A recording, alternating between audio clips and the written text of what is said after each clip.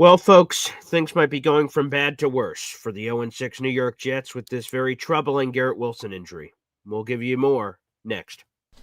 I'm gonna lose my gosh darn bananas. Boy Green Daily starts now. Zoinks! Boy Green Daily, Boy Green Daily, Boy Green Daily. Let's go!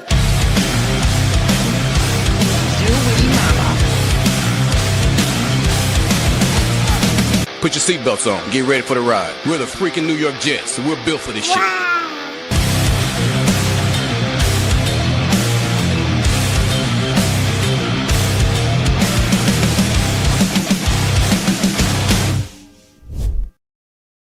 What's going on, everybody? Paul Austin Jr., a.k.a. Boy Green. I'm the New York Jets digital reporter for Heavy.com. Welcome to Boy Green Daily, a daily New York Jets video show, also available wherever you get your podcast. Oh, boy. 0-6.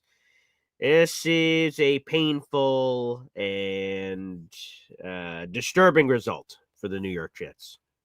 The only thing that is worse or could be worse is this injury news on Garrett Wilson. Make sure you guys like the video, hit subscribe if you're watching on YouTube. Let's go immediately to him. Garrett Wilson, after the game, gave some very cryptic comments about his injury status and his status moving forward. Are you worried that you could miss some time here? I mean, we're going to find out, man. I don't want to say nothing too early or nothing, but just trying to wait for all this stuff to come back. And, you know, it's really messing with my mental, and I don't even want to think about it for real. So just pray that everything come back good. Did you already undergo tests or whatever? Is that going to happen? Yeah, I already did some light x-ray. So MRI tomorrow? Kind of thing? yeah, I could imagine we'll do that and get all the intel and then figure this out. So. Your hip again? Say it again? Your hip? Nah, not my head. So, yeah, not my back either. What can I say? You good. Just say you'll figure it out tomorrow. We're gonna figure it out tomorrow. I don't even know where it is. There's some laughter at the end of that, but there was some near tears at the beginning of that. Garrett Wilson, he didn't know what it was, but by the way, we have the full article in the YouTube description down below. Connor Hughes reported that it is a knee, and Rich Cimini reported it's a fear of one of the knee ligaments. Man, if the Jets just put out a putrid offensive performance with 82 total yards and negative 10 passing yards with Garrett Wilson, what are they going to do potentially without Garrett Wilson? Oh, good Lord have mercy. Those very cryptic comments scare the shit out of me as a Jets fan, and that does not sound good at all. Oh, God, man. This team, I'm still sick, which sucks. My entire house is sick, so that on top of everything else isn't good. But to see this Jets team just continue to find creative ways to lose is just brutal, painful. And here's the thing that probably bothers me the most is that Aaron Glenn was way too conservative yesterday. And there are reasons why he could be conservative, and all of them are troubling. Like, they had the ball at midfield, down 10-6 at the end of the first half, and they just said, nah, we're good. Like, that's good enough. They were complacent and just said, that 4-point lead is, it could be worse. Like, man, that's great. And either you don't believe in Justin Fields and you're scared. That's what the play calling looked like, that you were scared to do anything with him. And Justin Fields himself was unwilling to rip it. I mean, when he gets sacked 9 times, that's not all on the offensive line. She just played too safe. They played not to lose, and that's a terrible way to play when you're 0-5 at the time, now 0-6. Like, what do you have to – you went for it on 4th down on that same drive, indicating that you wanted to score and you were going to show some aggression, and then you roll over. That's just confusing. Aaron Glenn burning a timeout on fire on a 4th and 1 play, indicating you're going to go for it, then you punt, just lighting timeouts on fire. It's just frustrating. Very frustrating. Now, I will say this. And Phil's saying it in here, bad time management, 100%. 100%. Awful. But I'm still not in the fire Aaron Glenn mood. I am not going there yet. And then we could get into the whole debate about whether Justin Fields should be benched or not. Aaron Glenn, based on his comments, is not going to bench Justin Fields. what is a 36-year-old Tyrod Taylor going to do? You know, we're at 0-6, and I hate to say this, but, the season's over. We're going to keep doing these shows. I'm a diehard Jets fan. I'm going to rally myself to get ready for this Panthers game in a bunch of days and convince myself they're going to win that game. But at 0-6, like, you're the only winless team in football. Like, man, this season has quickly shifted from hope and this and that to evaluation mode. And that means less veterans playing, more young guys playing. And unfortunately for the Jets, outside of the Brady Cook fans in our audience, he's on the practice squad, and he's probably not going to make that seismic leap to the lineup anytime soon. So I think your only choice, and that's what Aaron Glenn said yesterday, is to continue to ride the Justin Fields train. And that was perhaps the worst quarterback play I've ever seen in my life. And I've seen a lot of bad quarterback play. That was awful. Unwilling to pull the trigger, holding onto the ball forever, sacked a million times, playing way too conservative on offense. They refuse to take deep shots, which won't back up the defense. They just load up the box and just beat the Jets over and over and over and over and over again. Frustrating level of play. But yeah, like Tyrod, he's on the last year of his deal. Is he even going to be back next year? I don't know. I just don't know what to do anymore if I'm the Jets. But I'm not ready to fire Aaron Glenn. I mean, it was very confusing, both what actually happened at the end of the half and his explanation for what happened. That didn't make any sense. It was very silly. But, I'm not just going to – I don't even have the power to do it, but I'm not just going to fire him because he had terrible clock management. A lot of Jets coaches have had terrible clock management. But good Lord, man.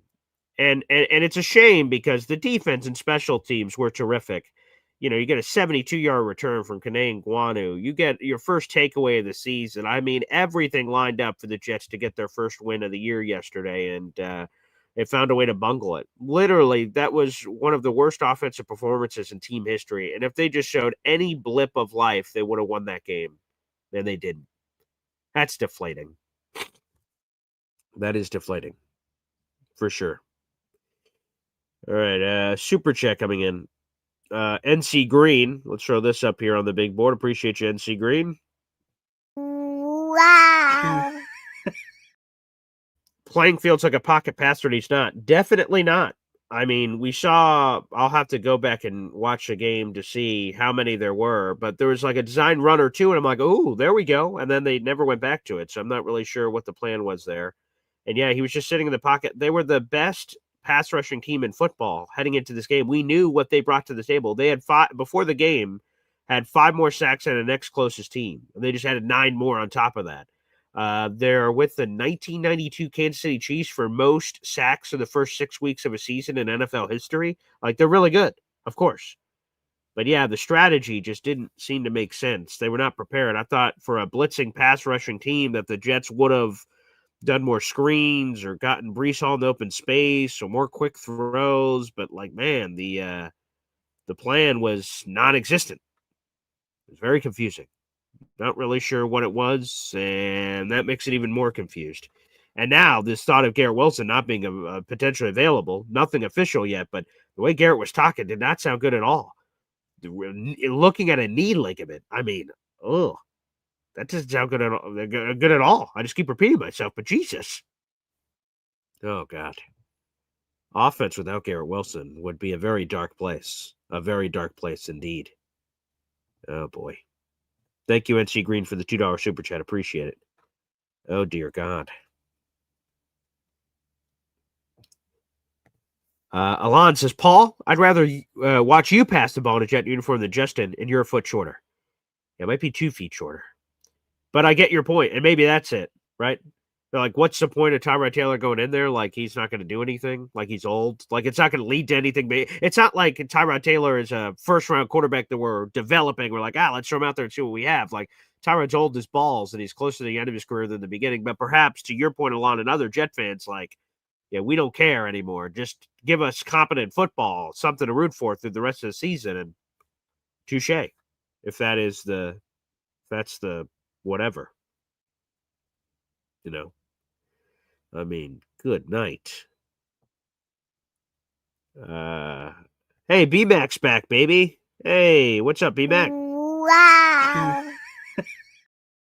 Good to have B-Mac back in here. Keep your head up, Boy Green. Thanks, man. It's, like I said, being physically ill, that also sucks. My entire house, I am sick as a dog, but we're powering through here, which I appreciate. Thank you for the $2 super chat, B-Mac. Yeah, I'm sick as a dog, and this team stinks. So, it's a double punch in the gut. And now you're just sort of scrambling left for answers. What are winnable games anymore, right? Like the Panthers, we all like, oh yeah, that's a winnable game. They just beat the Cowboys. The Cowboys have beat our ass. So I don't know, A plus B equals C. I mean, the Panthers went buck wild against the Cowboys, and then you have this Bengals team, but I don't even know anymore, man. I don't even know. I don't even know what's winnable anymore. Because, again, we have to embrace what we are. You are what your record says you are. You're 0-6, man. There's no other winless teams in football. So, yeah, I want to keep my head up, B-Mac, but, man, it is a dark place right now, especially if we get the update that I'm fearing on Garrett Wilson. Oh, boy. Not good. More super chats coming in easy. Wow. No Tyrod in the third quarter was coaching malpractice. Yes, I heard Connor Rodgers on SNY yesterday say that he believes if Aaron Glenn would have made the quarterback switch in the second half, the Jets would have won the game. There's something to be said for that. I mean, well, here's the thing. We know what Justin Fields did, which was nothing, -10 passing yards. So if Tyrod Taylor did anything more than that, then it would have been the right choice in theory. So there's something to be said for that, sure. I mean, he is... Yesterday, someone called in. I can't remember who it was. And thank you, Easy. Have 2 raffle tickets for a contest this month. Someone said yesterday, boy, if Aaron Glenn just rides his Justin Fields train, he could get fired. And I'm like, you could get fired when you draft Zach Wilson. You, invest in a guy, draft a guy, believe a guy, you draft him, and you're like, here's our franchise quarterback, and you're wrong. You could get fired for that decision. Normally, just signing a random bridge quarterback, you don't get fired for. Now, obviously, that if he was to be fired, that wouldn't have been the only reason he got canned. But it's hard to disagree with this take. It's hard to disagree because Justin Fields was awful. So if he would have made a quarterback change, had the pulse of the team, and made a switch, could have been. But then, what do you do for the rest of the season? Is it what was it? The Dolphins a bunch of years ago when they had Tua and Ryan Fitzpatrick, and I think it was Brian Flores who just played them based on the vibe and just would switch them in and out and do all this stuff. Or back in the Cardinals days of Matt Leinart and Kurt Warner, I don't know what the long-term plan is, but again, perhaps for Jet fans, it's just getting the win, and then we'll figure out the rest later. But yeah, that was. It's hard to disagree with your take, Easy. It's hard to disagree. Another super chat coming in. New York native. Let's go. Wow. New York native. Thank you so much. You got a raffle ticket. Boy Green Coffee Club member. Appreciate that. AG should have pulled Justin Fields at the beginning of the fourth. I didn't think we were going to win, but I didn't think it would have been that bad. Again, the Jets were absolutely awful. That was one of the worst, if not the worst, offensive performance in Jets history as an overall offense, and then let alone Justin Fields. I mean, that was abysmal. Again, he just refused to pull the trigger over and over and over again. Just refused to pull the trigger. And it was just crushing. Dude, get rid of the ball. Do something for the love of God. And he just refused. I told you at the beginning of this season that the most important question for the New York Jets to answer is Justin Fields the guy or is he not the guy? Either, I mean, obviously all of us would have preferred he's the guy because then the quarterback question is solved. But either way, you wanted conviction. You wanted to either know he was the guy or clearly know he's not the guy. Hovering in the middle would have been the worst place to be. Let's say the Jets are 7-10 or something, or 6-11 or whatever, 5-12 or something, whatever it is. And you saw some moments of Justin Fields going, ooh, and some and you're like, man, I'm not sure if he's a guy.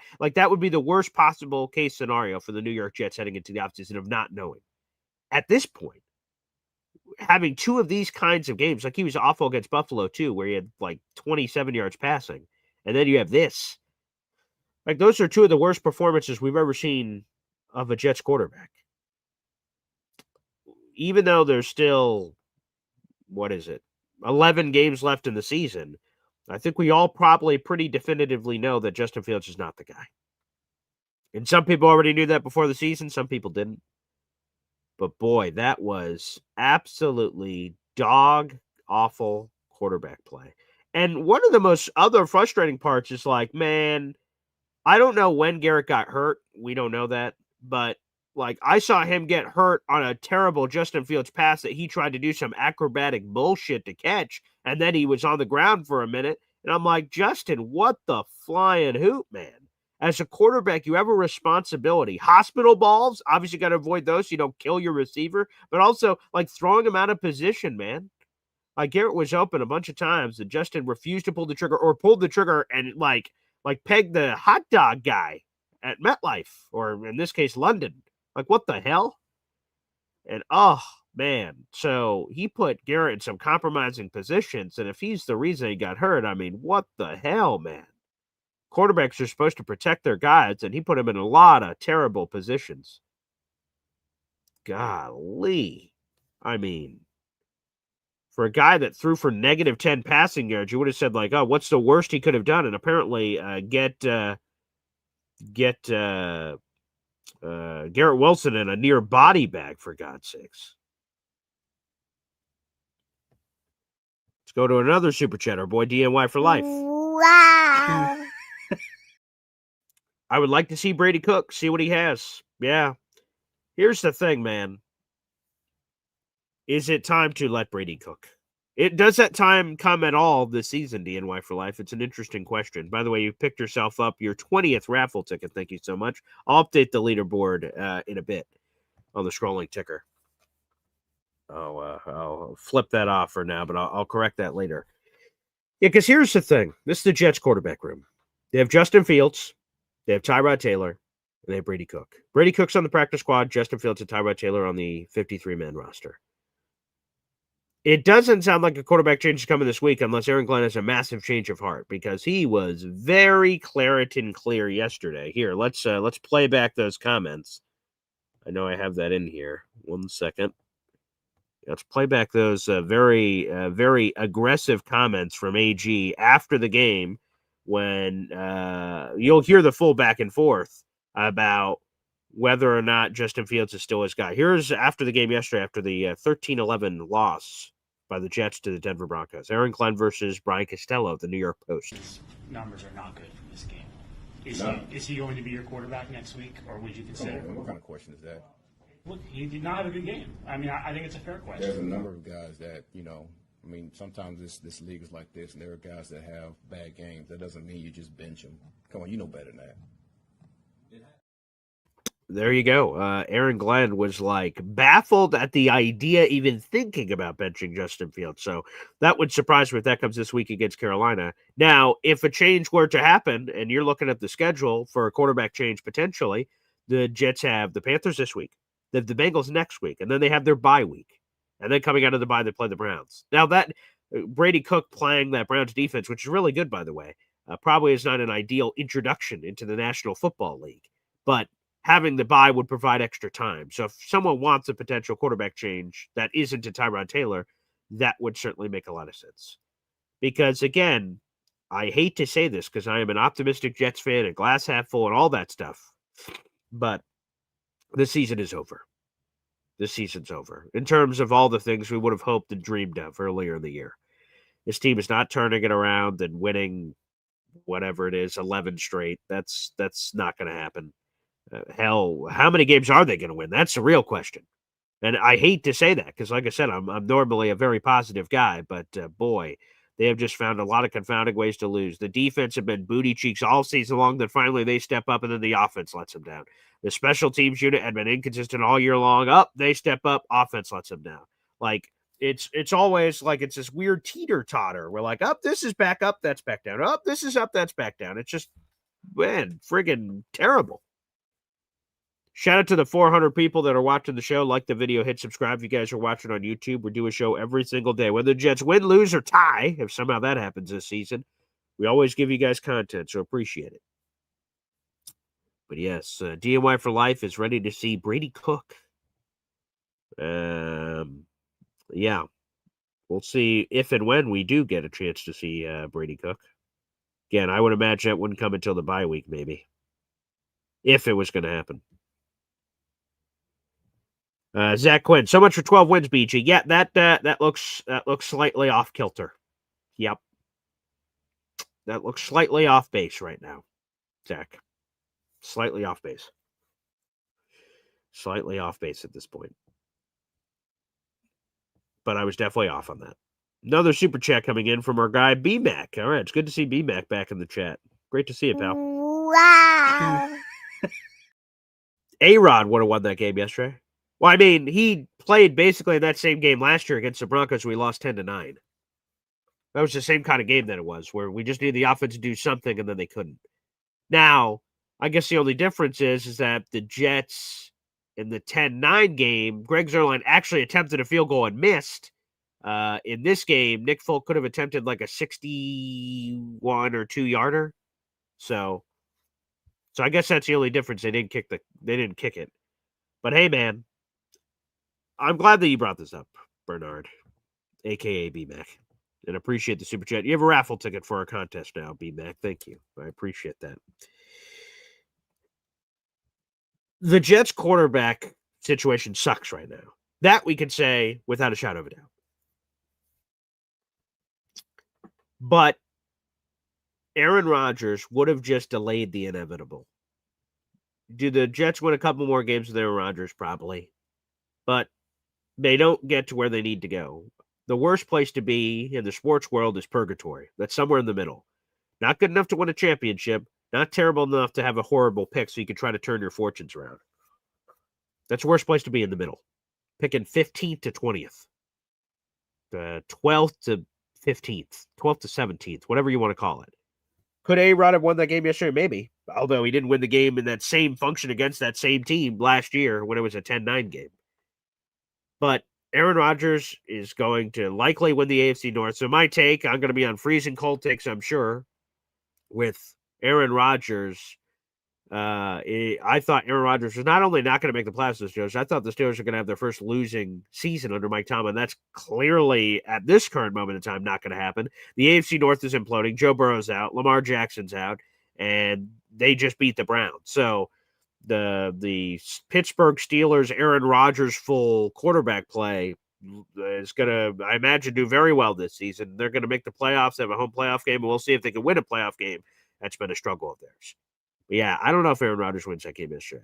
Does he win, and in a global sense, 30,000-foot view, does he win more games for the Jets this season than Justin Fields could have?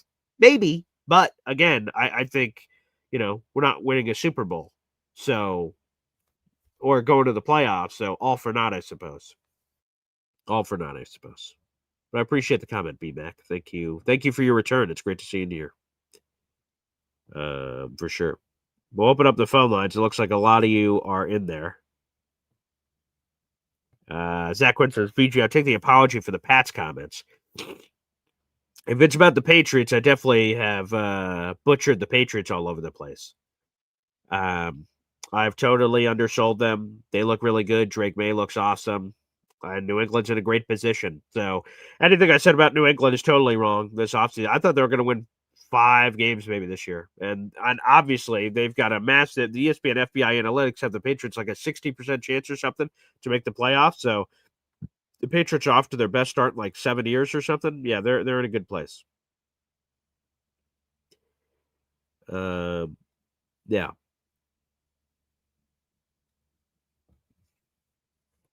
Yeah, but I butchered a lot of takes this offseason. The Patriots for sure thought they were going to win 5 games. That was dead ass wrong. I thought Pittsburgh again was going to have their first losing season with Aaron Rodgers. That's clearly looks wrong right now. I thought the Jets were going to be much better than they are. That's been dead ass wrong. It's been a lot of wrong.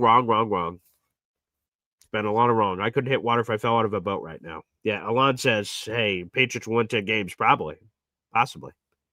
we'll see what happens. They have a lot of winnable games coming up in their schedule. See if they take advantage of it.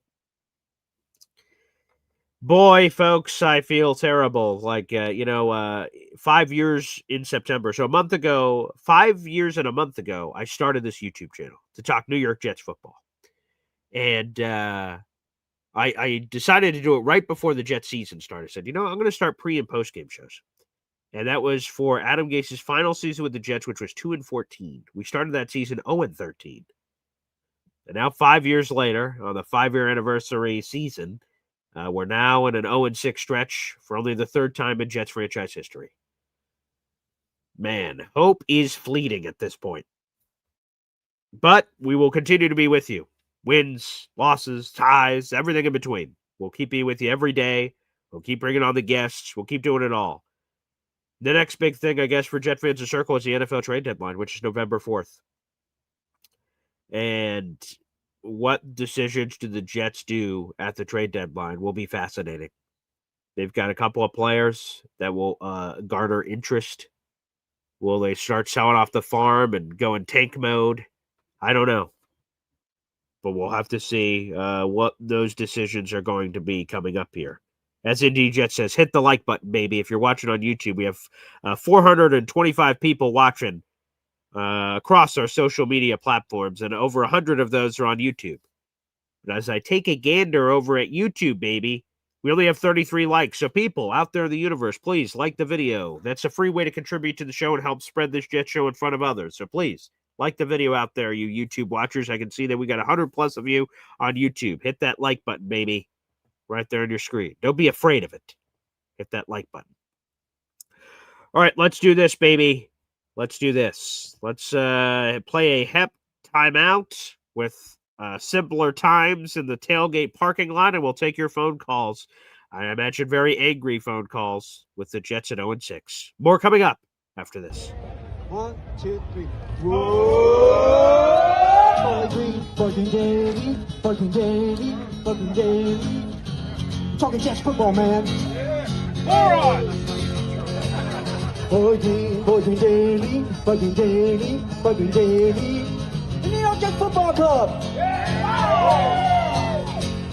Offense, defense, special teams, watch Jets football with Boy Green. Everyone, J-E-T-S, Jets, Jets. Boy Green, fucking daily, fucking daily, fucking daily.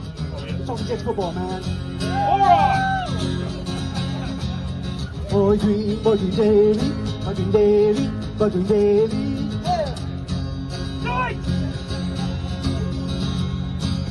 Offense, defense, special teams, watch Jets football with Boy Green. J-E-T-S, Jets, Jets, Jets. Let's go!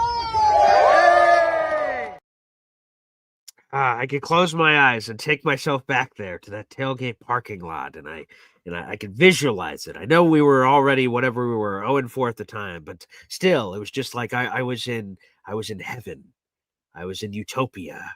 That's where it was. We're all Jet fans. When I go to die, I imagine I'm just going to go do that to a tailgate, and Chef Kev is cooking food over there in the corner. I'm like, Chef, all right, here we are. This is it. This is as good as it gets.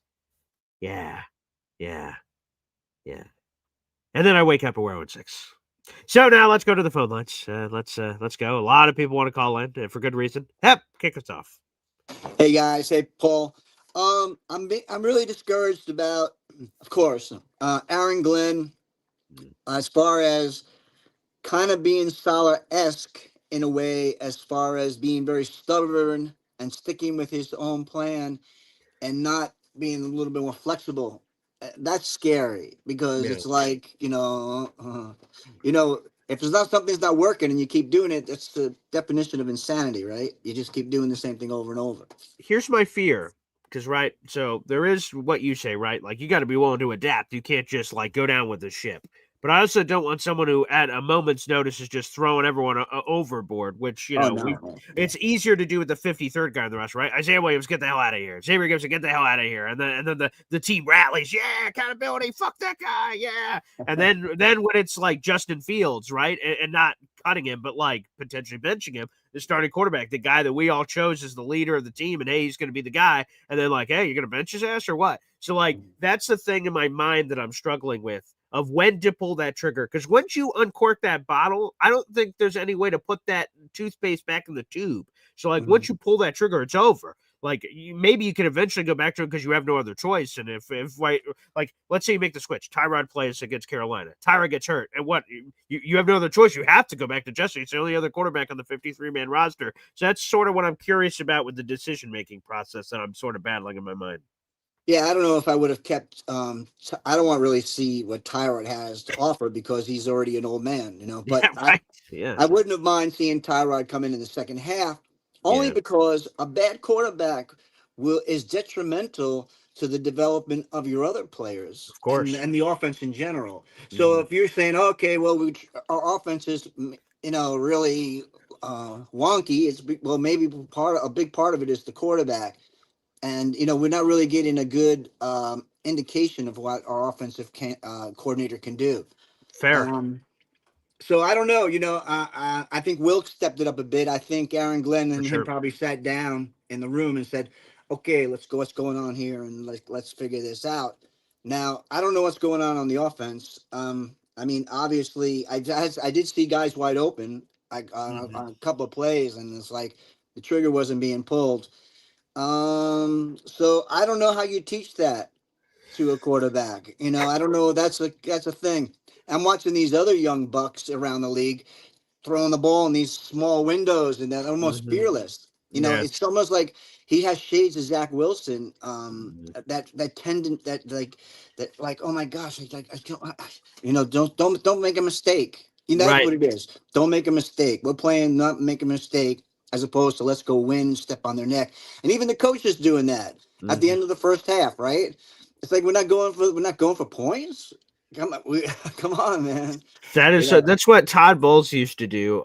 There'd be like, I don't know, 45 seconds or a minute left on the clock in the first half. Jets get the ball back after the other team just scored. And we're all like, okay, here we go.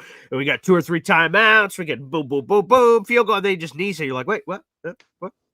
And then just super conservative. So, yes, that's true. You practice how you play and you respond how your coach, issues the commands. And if AG in the first half was like, 10-6, we're probably pretty good, conservative, how could the quarterback not be conservative with everything he's doing? And that must be being coached and spoken about back there, especially with all their mistakes. So maybe that's being hyper aggressive informed in the locker room, which is terrible because, the Jets just got to go for the jugular. You're at that point, you were 0-5. Like, what do you have to lose? Like, start taking chunk shots.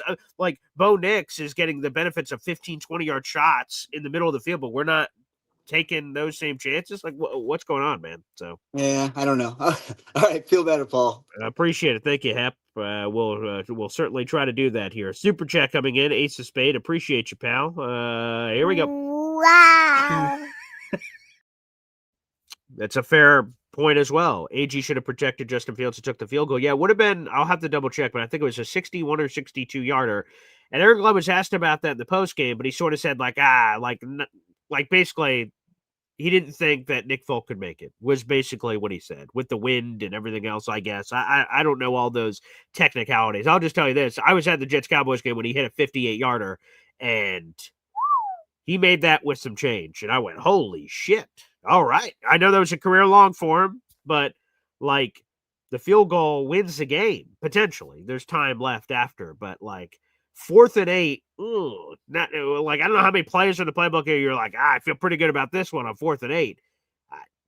There's a strong case to be made, Ace of Spade, that the Jets should have kicked the field goal and given themselves an opportunity and then play defense. And in this particular case, unlike the Bucs game where we get the cool block field goal, we all start going bonkers. Like, I felt pretty good about the defense holding the Broncos. They've been doing a really good job that entire game. And coming off that Hep call, I just want to make sure we do this before we get lost in the phone calls. Steve Wilkes deserves a huge salute, man.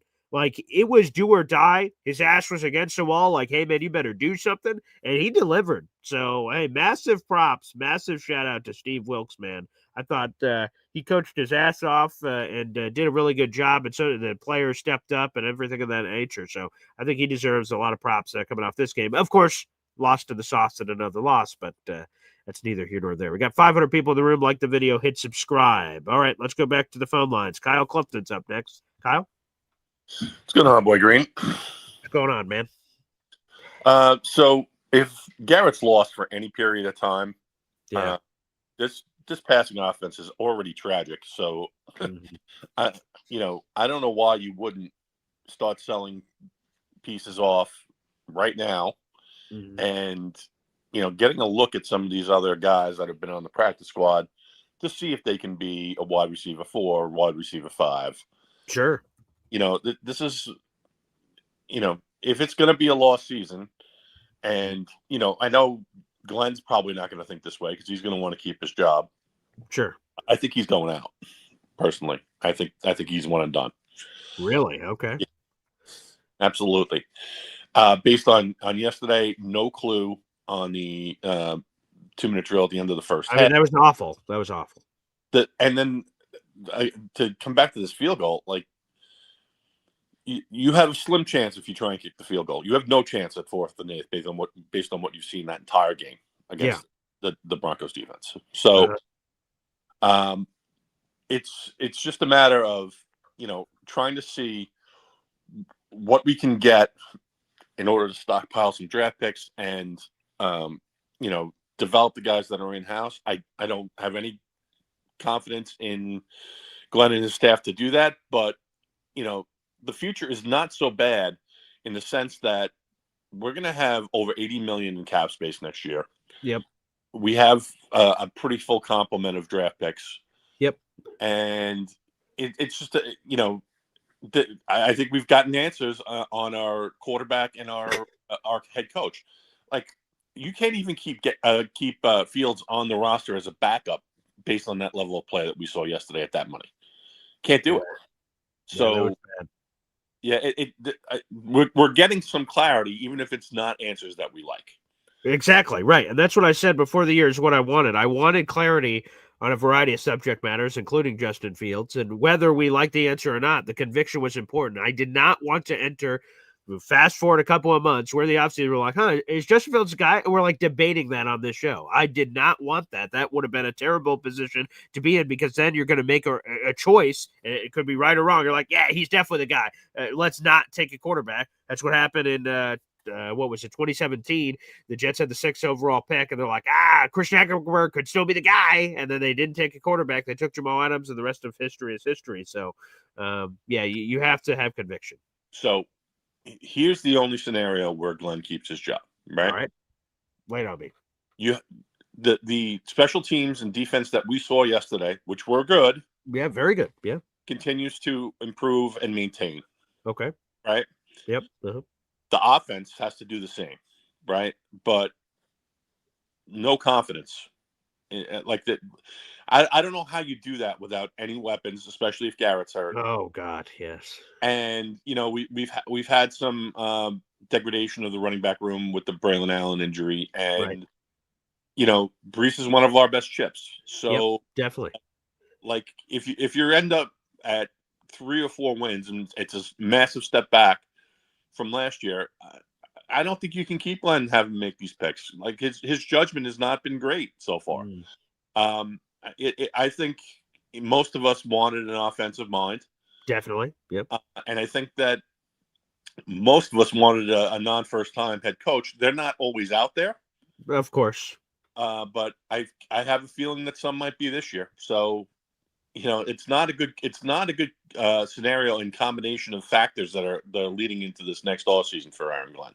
Any names? So you said that you think there might be some names out there. Who are some names that you're thinking potentially could be in that water that you're swimming in? Well, you'd probably look first at John Harbaugh, right? Yeah, sure. Special teams guy. Yep. Some other guys that are having some down years that have some. You a Mike McCarthy guy? I don't know. After a year off, like, I don't see how it could be worse. That's where we're at, yeah. Yeah, I mean, I know a lot of people like Stefanski. Sure, right, yeah, Cleveland. They've done a whole bunch of losing as of late as well, so it's true. Kind of hard to kind of get a read on him. Yeah. But I mean, I don't think the key part is you can't keep a guy that's making these kind of decisions as the head of your organization. You can't do it. So feel better, Boy Green. Appreciate it, Kyle. Thank you for the call. Yeah, this team has made me sick. My family has made me sick. Not that I'm sick of my family. That's literally they pass the disease of whatever I'm dealing with to me. I feel like dump, but appreciate it. Super chat coming through. Stephen Fox, appreciate it. Wow. Aaron Glenn had a low Wonderlic score. Bleacher Report included him on a list of the 10 worst Wonderlic scores in combine history. Low football IQ. Well, I had not read that article. But yes, again, I'm not ready to fire Aaron Glenn yet. I know a lot of people are. Whether fire him now or at the end of the year, a lot of people apparently are ready to do that. I'm not yet. But I can't defend what I saw yesterday. The end of the first half made no sense. You go again, if you go for it on that first fourth down, then you're indicating to the world that we are going for this thing. And by the way, all right, I was for it. I think during the play-by-play, I was encouraging the Jets to go for it. And then they didn't. I said just go for it. They put out the punt team. I'm like, all right. And then they showed that Brees Hall was as the the punt protector. I'm like, what the hell? That is very clearly a fake. And then they faked it. And it worked. And then they rolled over. So that was low football IQ. That doesn't make any sense. You're at the 47-yard line. If you get that field goal, the end of the game changes because you would have had different points. But we'll never know. And, the timeout burn, that happened in the second half where it was 4th and 1, and the clock's running down. Jets call a timeout. I'm like, oh, shit, they're going for this. And then they bring out the punt team. So they literally lit a timeout on fire. They're just so arrogant that you're like, we won't need this timeout. Like, man, you need everything you could get. So that was incredibly deflating. I just, there's a lot of low football IQ moments that happened during that game. But Stephen Fox, I appreciate the super chat coming through. Thank you very much. Unbelievable. But very low football IQ. So maybe that goes back to the Wonderlic scores of the combine days, I guess. That could factor in, I suppose. All right, let's go back to the phone lines. Up next is Indy Jets here. Indy? Good morning, BG. Good morning. I tell you what, if Field starts next week against Carolina, then I will agree that AG is one and done coach.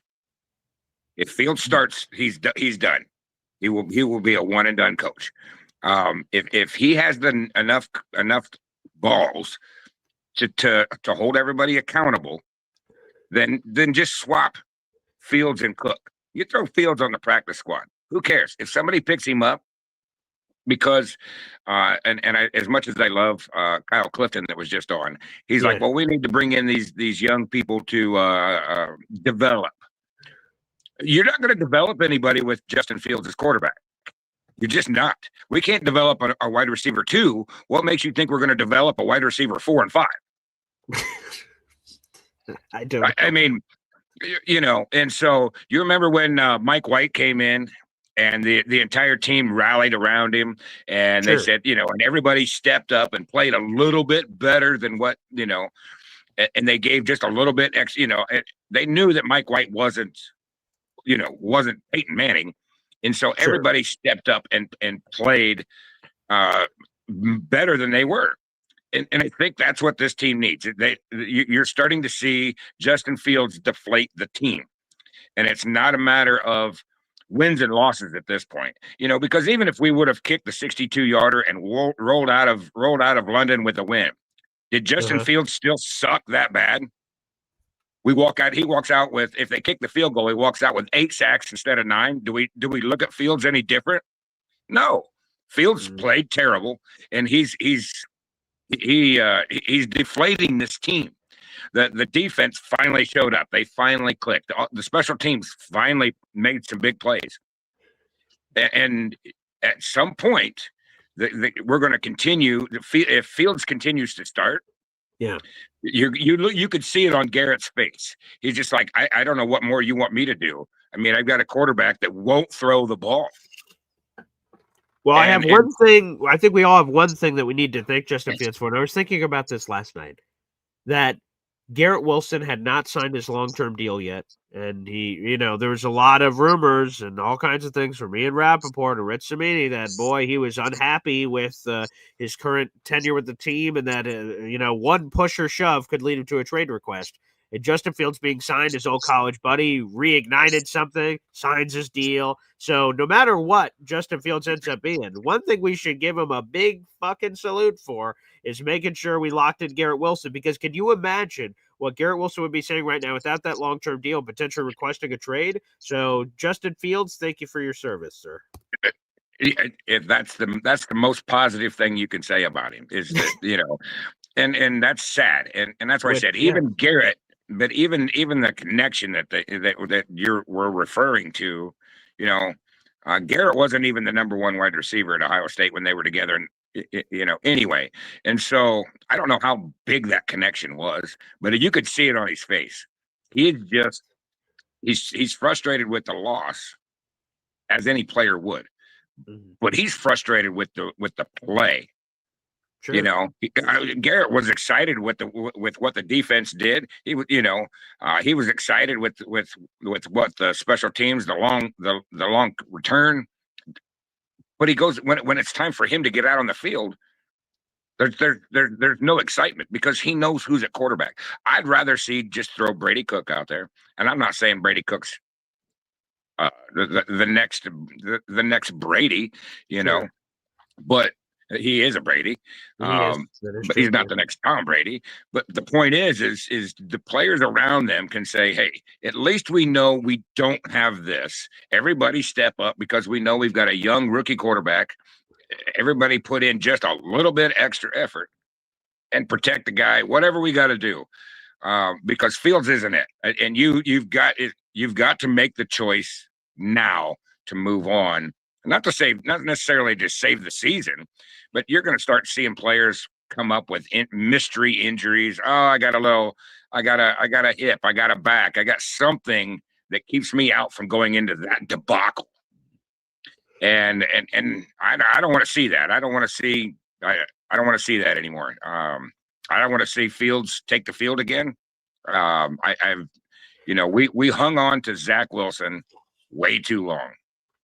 And everybody knew it. He wasn't good, and year after year after year, he continued to regress. And Fields just isn't. He's actually done the same thing. He was better in Chicago than he showed yesterday. And this is game 2. I mean, we're talking about Buffalo. He's had 2 of these complete epic meltdowns. No, I don't want him on the field anymore. Throwing Tyrod out there doesn't do anything. I think you bring the young kid in there and say, come on, give us some kind of spark and let everybody. But no, what are we going to develop with Fields on the field? Really? Well, I would say this. So we have 3 quarterback options, right, that are actually on the team or practice squad. Okay. So Tyrod Taylor we saw in week 3 against Tampa, and he stunk until the end where the Bucs were playing whatever kind of defense they were playing, and Tyrod Taylor was able to do some stuff there, but he had 2 turnovers, pick 6, and the fumble was not good. And then we have no idea on Brady Cook. He's just some undrafted free agent, no idea what he's going to be. I don't know if people are going to like to hear this, but is Justin Fields just happens to be our best of our shitty quarterback options, and AG sort of realizes that too and goes, well, he's our guy, and we're 0-6, and where else are we going? So that's why. And based on his comments, unless you're telling me that Brady Cook couldn't do what Justin Fields. I mean, he could have just as bad a game. I get it. Sure. But I just don't see. I just don't feel like Fields needs to be back on the field again. He's very likely going to be, unless AG has some sort of coming to Jesus moment overnight until his press conference that's going to be this morning. Like, he made it emphatically clear that he wasn't even thinking about considering it. So I would assume Justin Fields is the quarterback against Carolina again, unless AG has some sort of he watched the tape. He's like, Jesus Christ. Yeah, it's got to be Tyrod. I imagine it's going to be Fields this week.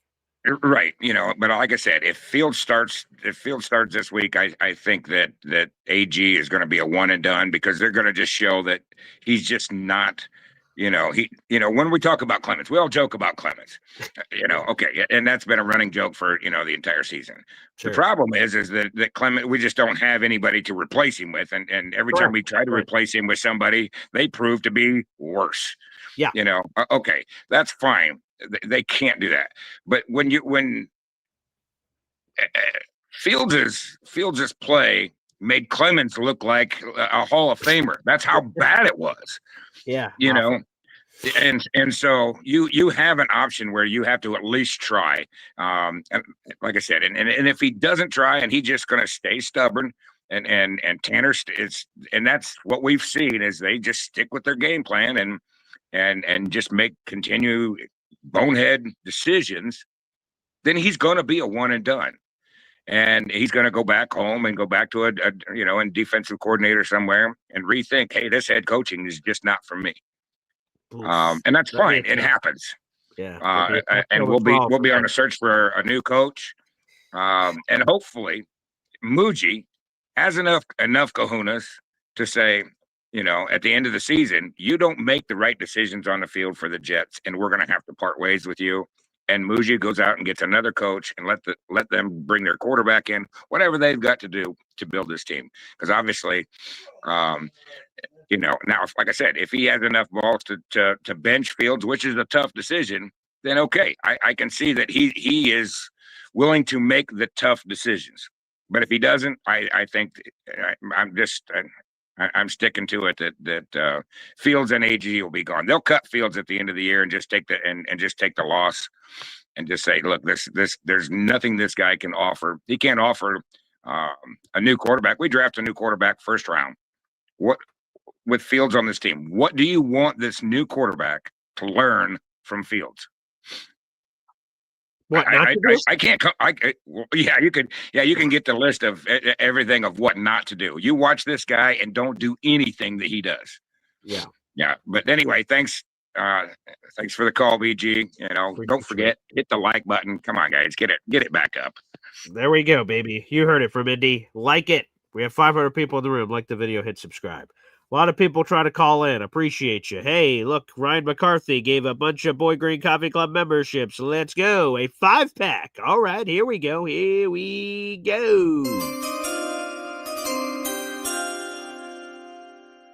Go for water the next couple of months. Sorry in advance. All right, every time we get 5 memberships or more, we hear a little bit of a video package. Kevin James. I just got 3 things to say. God bless our troops. God bless America. And gentlemen, start your engine!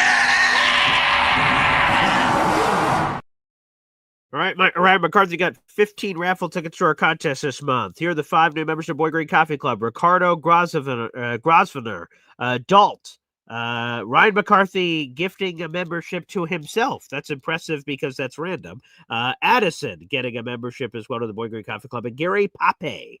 Yes. For those who don't know, gifting memberships is completely at random. You just have to be incredibly active in the YouTube chat to be the most eligible. And you have to flip that sign.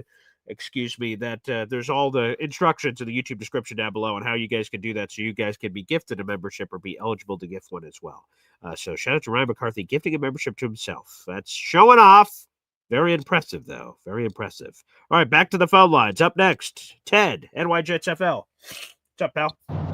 Hey, Paul. Thanks for persevering. I think the last 2 callers, fascinating perspectives. I'll say one thing about John Harbaugh. He's got to be insane to want to come here. And I happen to look up his net worth. John Harbaugh is worth $40 million. Okay. He's with his success, and I know that's not like $100 million, but that's a decent amount of money. Yeah. So with his success with like an Eric DaCosta and a Hall of Fame general manager and drafter like Ozzie Newsome, I just can't see why he would want to come here. With the track history of the Jets, he probably have a. I wanted to double check the age there real quick. He's 63 too. How much longer does he want to keep doing this? It's a fair question. Yeah, I mean, he can just go fishing. You know what I mean, or just he could probably find a better opportunity. But we can't keep throwing out these coaches and expect them. Mike McCarthy may not have wanted to come here. There's certain coaches that we didn't interview that probably under the radar said we're not interested. So I think the pool is limited. Jake Asman says, it's only one of 20, whatever, how many teams there are. But still, it's got to be an opportunity where you're going to have to win, and you want to have a modicum of success, and you don't want to have a lot of headaches. But let me say one thing. Mm-hmm. I would say I have a feeling if they don't change the quarterback, that Aaron Glenn has assurances from Woody Johnson that his job is safe already. And to go ahead, Paul, if you want to talk. The other thing I want to say is, here's the thing, two things here. First off, maybe the fans aren't going to care about this, but he signed a 5-year deal. And I just don't want to restart again, man. I don't want to do all this. And then we have the GM and head coach on different playing fields again. I know this season sucks, and it sucks. It's 0-6. And boy, I don't know where this ship is going to turn through the final 11 games of the season, final 12 weeks of the year. I don't want to reset again, man. I don't just want to fire Aaron Glenn and then we have his head hanging outside the building and everyone's like, all right, now who's the ultimate head coach that could do this? That he's got to install his philosophies. And I know it's bad and we need to see what the final 11 games are, but I want to just try to go through the choppy waters, the turbulence here, and maybe there's a rainbow on the other side. I don't freaking know. Man, I'm just not ready to just pull the plug. But to your point on assurances, that would totally make sense with his contract and how Woody committed to him. It would make a lot of sense if he had those assurances. Yeah, I mean, I don't think I really don't think he's tanking his career. I just don't. Somebody who's been through the rigors of building himself from a scout through the coaching ranks can generally see when a quarterback needs to be benched or he's not playing well. So there's got to be something more to this than what we're seeing, Yeah. So maybe I have a feeling that Glenn went to him and, basically said, we don't have a lot of great players on this team. We have a handful. We really need to, after, 0-4 or whatever, we obviously Fields is not the guy, and we have to revamp most of this whole team. And that's where I'm seeing this. If I just don't think he's that stupid or that stubborn, and Glenn can't come out and say, "Hey," oh, there's an accident in front of me. Sorry, Glenn can't come out. Glenn can't come out and say, we're tanking the season. Fields is a failure. Some of our free agents didn't work. Some of our young players are not working. Quinnen maybe have to be traded. What is he going to say?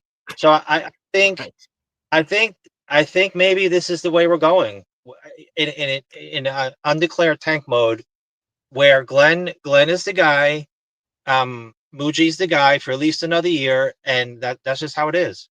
I just can't see any other logical explanation. Glenn would not go in to tank his career. I mean, that doesn't make sense. Right. I don't think he would put his career on the line for Justin Fields, who's a guy who's on his third team in 3 years. That doesn't make any sense either. Exactly, Paul. Paul, it's tough. One thing about your dad said he was comfortable with the running back of Dallas and the running defense, but they were exposed yesterday again. So if they do want a Quinnen Williams, and I'm not, I'm not a fan of trading him, but it is a business at the end of the day. That's one team that could probably use him because they pretty much got run over in that defense. So, and I think Javonte Williams? I think he had 29 yards. I think he had 29 yards rushing. Yeah, he had nothing. Yeah. So, Paul, I hope you get well. I know these things are difficult to get over, but I appreciate your stream. I appreciate your pregame. I made the call. I don't know, right before the half to bench Fields. Another thing too, Paul. You may not, Glenn may not be in the business of not embarrassing his players, but he kept saying, in the pressers, I'll look at the film, but maybe he didn't want to bench him for that kind of thing. He probably really loves the kid, but at some point you have to make a hard decision as a coach. 100%. Ted, thanks for the call, man. And yes, I don't think emotionally benching him after the game is the right decision. If he decides to do that, we'll see what happens. Like I said, I think once you uncork that bottle, there's no way to put that cork back in. So that's just something they all got to be aware of when you make that decision. There's just no way to go back, I would say, for that.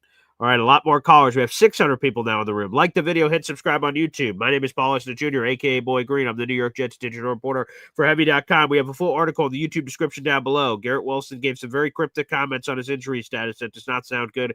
Likely to get an update at some point today. And hopefully it's much better than what it appears because, man, you just didn't think things could get worse for the Jets at 0-6. But we could be heading in that direction if that Garrett Wilson update is what I fear.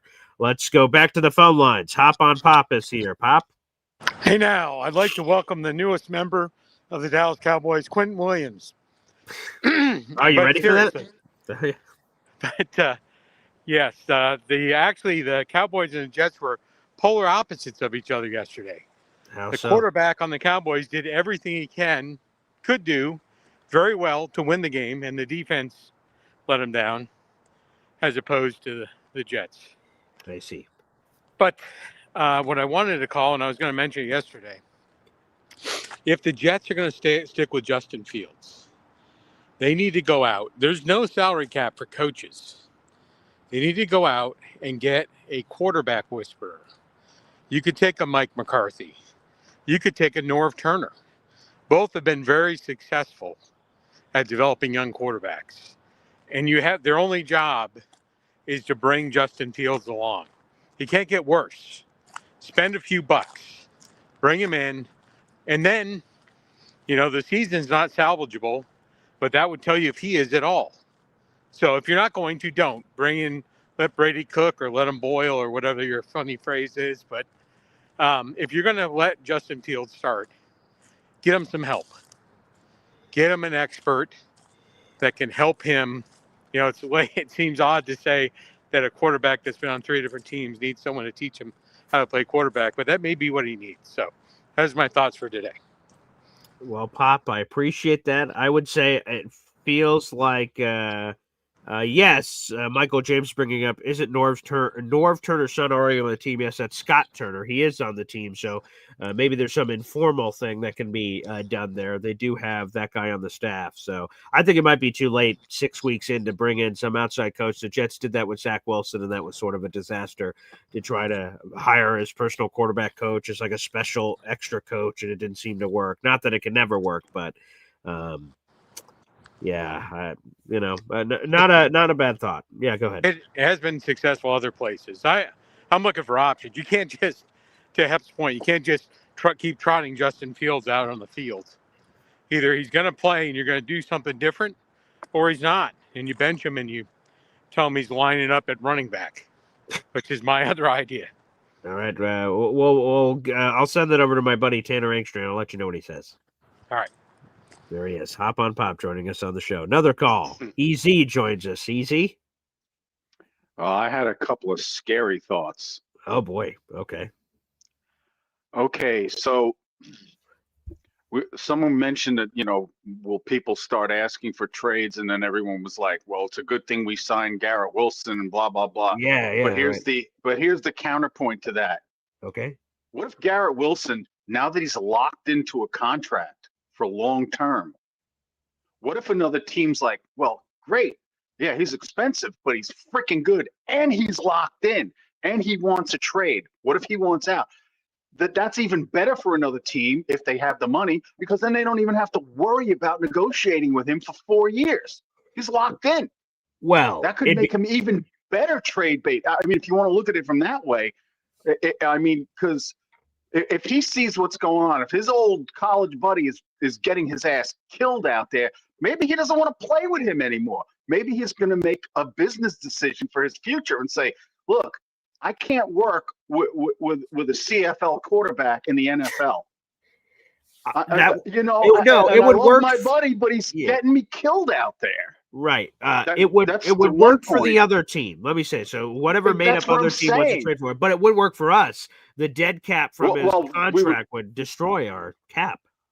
Well, we would have to get like multiple picks, or they would have to eat. Well, what if they take his whole contract? Then there is no dead cap. There's nothing they could do to wipe away the dead cap. So, like, for instance, if we moved on, I don't understand how is there dead cap? If we've got like a $90 million contract and another team decides to take the whole contract and the player, how does that affect us in our cap? Because the whole player and his whole salary is now here. They own it now. It's their contract.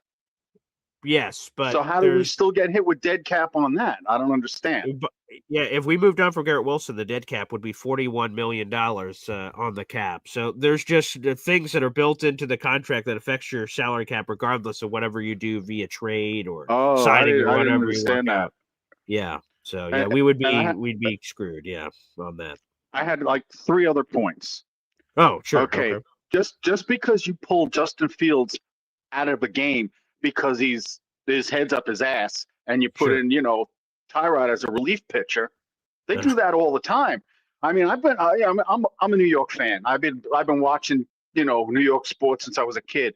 I remember fucking Tom Seaver was having a bad game. They yanked him out. What does it mean? He's not going to get his next start? Bullshit. You know what I'm saying? And I know Tom Seaver was, an icon and an amazing player. But players get pulled all the time, and then they get to go back in. Why does everybody think just because you're this fragile little mental quarterback that if you get pulled out of the game, you're never going to be able to mentally pull your shit together? No. If anything, that would make him like, well, I'll show them next time. I'll show them next time. He should have pulled him after that first drive in the third quarter. They should have pulled him. Yeah, I think it makes more sense in the middle of the game, right? So Justin Fields is sucking this last game and you switch him out as opposed to making a quarterback change in the middle of the week. I think that sends different messages. I know you're not a Knicks fan, but I'm going to go back a ways, and some of the other guys who were listening to the show will remember this. There was a playoff game.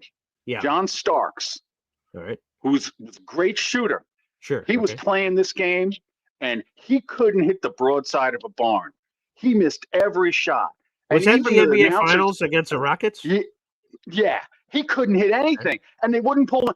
Just pull him out of the game, put him on the bench 5-10 minutes, let him get his shit together, and then put him out. But they just left him out there, and he went deeper and deeper and deeper and deep. That's what happened to Fields this game. He was in quicksand, and he wasn't getting out. He couldn't think his way out of a wet paper bag if they put him in the bag when it was already wet. He was just fucking mentally toast yesterday. It felt like that. It would have been doing him a favor to pull him out of that game and put in Tyrod. I think it would have done him a favor. I think he was so fucking in over his head in that game that he was mentally checked out. Sometimes you got to do what's in the best interest of the player and the best interest of the team, regardless of the player. But I think that would have actually been a win-win. I think. Yeah, John Stark went 2 of 22, says NC Green. Yikes, 2 of 22. Yeah, I mean, and they left him in the whole fucking game. To try to shoot out of it. Sometimes you can't. Sometimes you're in quicksand. Definitely not. 2 other points. Yes, of course. Who is the best veteran quarterback that we could possibly get either at the trade deadline or next season so that we could then successfully maybe draft a quarterback in the second round because, we'll probably be like the 33rd or 34th pick in the second round or something like that. You know what I'm saying? And if this quarterback draft is as good as they say, there's some teams that already have quarterbacks that they're still going to need, position players. So it's not like every quarterback's going to get drafted, but I have one more after this though. Let's see. Let me look real quick to see what free agents. Okay, so here are the free agent quarterbacks for next year. Yep. Yeah, here they are. Daniel Jones, but I imagine if he continues to play as he's played, the Colts are going to franchise tag him or re-sign him or something. Aaron Rodgers, I imagine that's not happening. Nope. Russell Wilson, Marcus Mariota. No. Zach Wilson, Mariota, Joe Flacco. Mariota might be. Mariota. What about is what's his name going to be available? Cousins. He's still under contract, so unless you trade for him, maybe I guess. And what about for 1 year?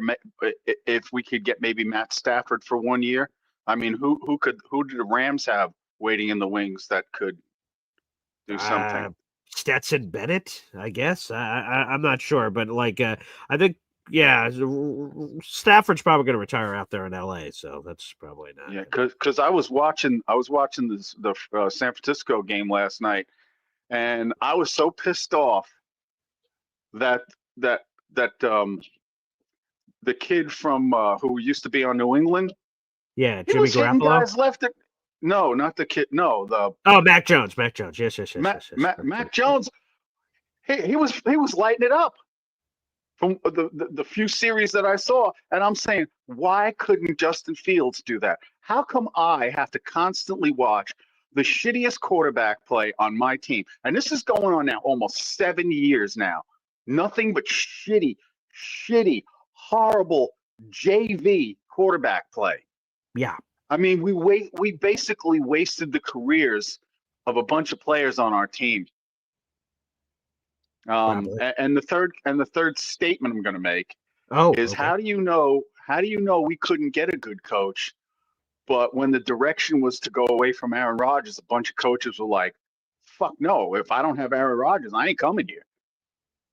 There could have been a lot of coaches that just did not want to come to the Jets because they said they wanted to throw away Aaron Rodgers, and they're like, "Why would you do that? Why would you throw it? This guy still has a couple of years left, and now we can draft a quarterback and groom him under the best." Who are you gonna the last guy just said? Who are you gonna groom under Fields? Yeah. Like he was saying. Oh, you see what he's doing? Don't do any of that, except maybe run. Yeah, I guess. Work out your quadriceps and try to run. But yeah, I mean, this is not a good situation that we're in, and there may be some premium players who don't want to wait another 2 years. Maybe they just might say, "Get me the fuck out of here." I could see Garrett Wilson saying, "Get me the fuck out of here." Well, I hope he's not. still young, but if you were Garrett Wilson, would you want to stay another 3 years? Well, I mean, he signed a contract, so I guess he is here for like 6 years or whatever it is. So, but now you see what's on the field, and you see what the hell's going on. Now, I will tell you the one thing that I was happy about yesterday was the defense. Yeah, the special I think a teams lot was of very guys good stepped too. up. Yeah. But here's why it was so good. All right. Look at the guys who were playing. All right. We had Jermaine Johnson was back. Yeah. Okay. That was a big plus. Sure. Who was in at safety? Malachi Moore replaced Tony Adams. Tony Adams got Malachi benched. Moore. Yeah. He was playing great. Yeah, sure. And that young and the cornerback that we signed to replace Michael Carter. Yeah, Jarvis Brownlee great. Jr. Yeah, he looked good. Brownlee, yeah, oh my God. Yeah. I mean, that's you're talking 3 different players who weren't out there with all this bullshit losing the first 5 games. These guys were playing like they wanted to win. These guys were playing with no bad taste in their mouth, no memory. Right. And like I said, maybe we need to go to the practice squad and bring some kids in here who have a fire in their belly that want to prove themselves, if not just for the Jets, but for their NFL careers.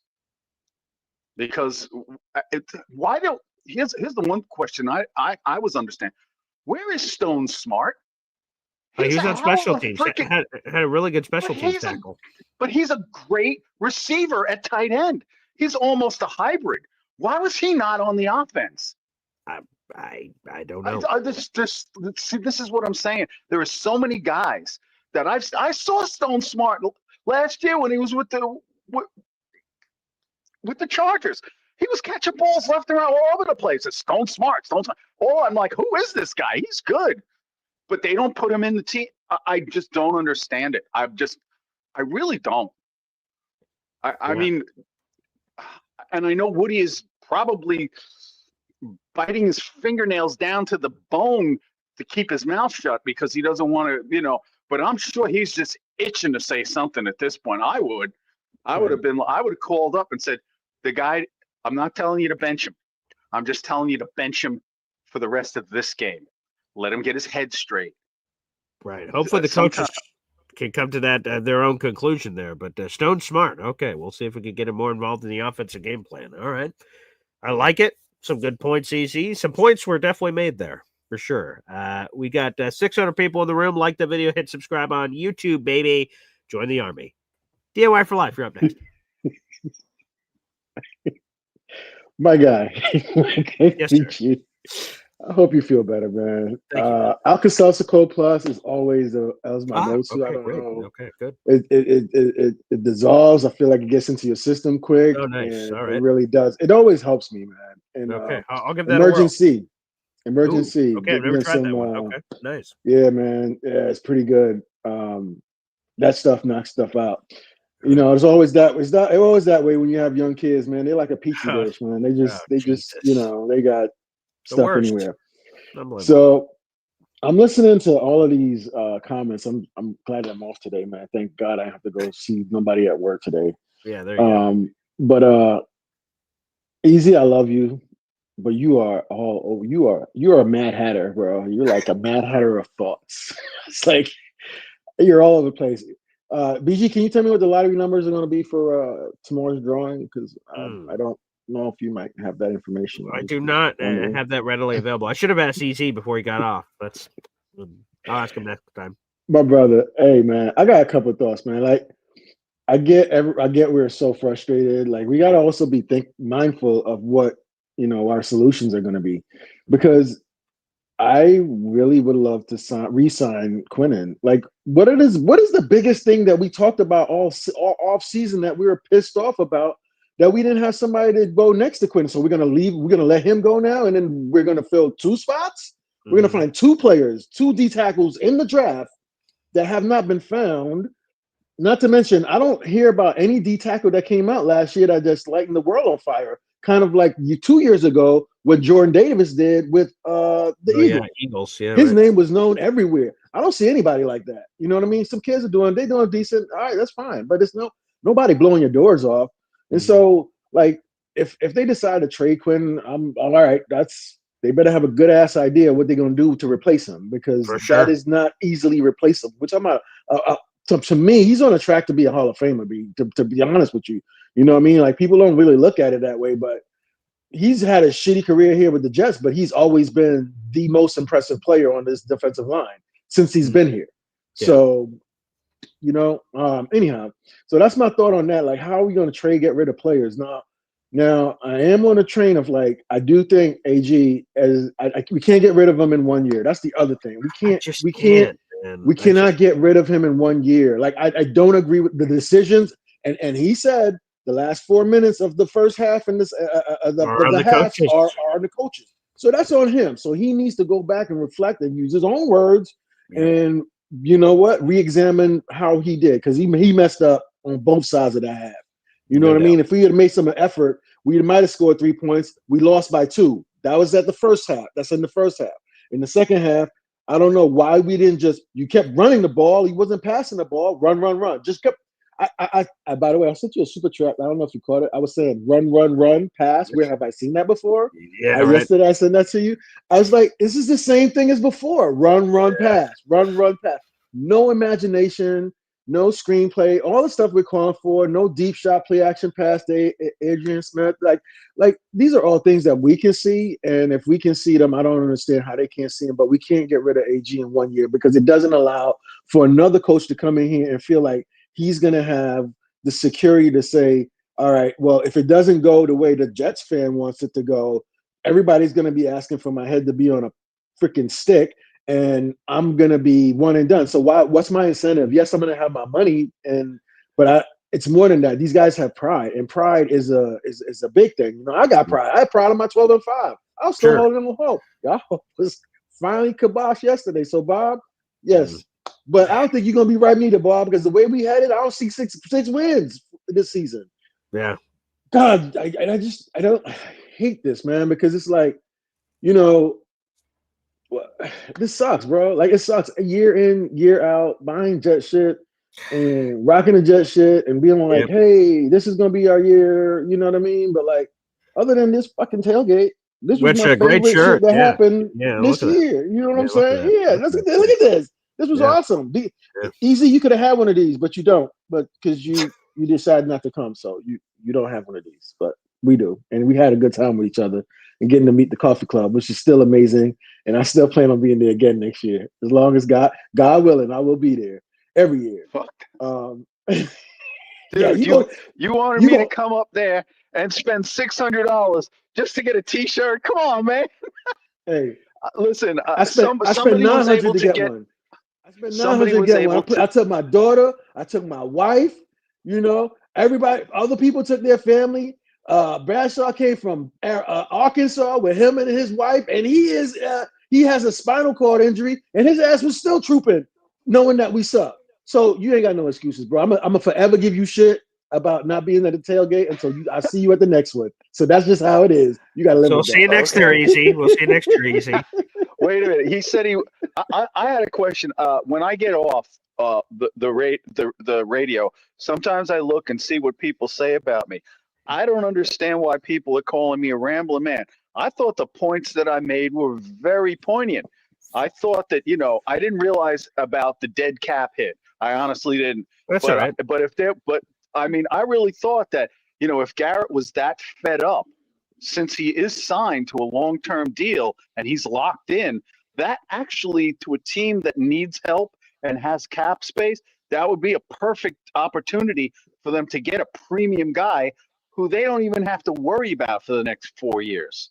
Again, for the other team, you are right. They would love it. Oh, phenomenal. The Jets are paying all these bonuses, but the Jets are fucked. And they lose their best player and all that stuff. So. And also my point about John Starks when he was like, when he was throwing offers in that game in the NBA Finals, and Pat Riley just left him out there, and he you could just see the look in his eye. He kept trying to shoot his way out of it. He couldn't. I mean, that was the point I was making with Justin Fields yesterday. Yeah. He was in quicksand. They needed to get him out of there for his own good at that point. No, not we just agree the with whole that. team. We agree with that. No, that's agreeable. But that the other part about it is like we do need to. I don't want to see Tyrod, man. I love Tyrod. Tyrod's from Virginia. Everybody here in Virginia love Tyrod. I love Tyrod as well. But I know who he is. He's not my future. I have some glimmer of hope of let me just see what Cook is. You know what I mean? Like, all right, he's here. Might as well see. What's the worst that can happen? He plays like Justin? That's what I mean, because like Tyrod, with all due respect, 36 years old, he's in the last year of his deal. Who knows how much longer he's going to keep playing? I just don't really, and I said it a couple weeks ago, and I'm sticking by the take. I have no interest in seeing Tyrod Taylor outside of an injury. We have no choice. Like, no thanks. I'm good. Yeah, I agree with you, BG. Hey man, I appreciate you taking my call, and I just love always checking in with you, my guy. And you and I, we share like a simpatico brain, bro. Because I hear you rebut stuff, and I'm like, that's exactly what I was thinking. Yeah. So and yeah, we're both, we're trying to be positive, but even in the positive, it's hard to be positive because I'm trying to be, man. But I think at this point, I do think we need to look at our younger players. We really need to take a look at that. 0-6, we're not making the playoffs. We're not, despite, the possibility of going on an 11-game run with Brady Cook. That's a possibility. Sure. But, it's not going to actually happen. But there's my other guy. Indy. What's up, brother? Hey, what's going on, D? You were right. That T-shirt that you wear, I had it on the other day. And Easy, it ain't about the T-shirt.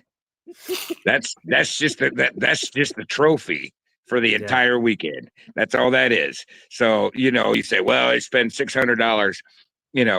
Philly and I drove. We drove 12 plus hours to get there. You got Badshaw that drove. You've got don't forget about Havmo that drove out. And so. For us to lose the game, okay, we lost the game, man. We got to meet this guy, both of these guys on screen. Philly and I already hung out at the bar, but to meet these two here, that was worth it. Easy.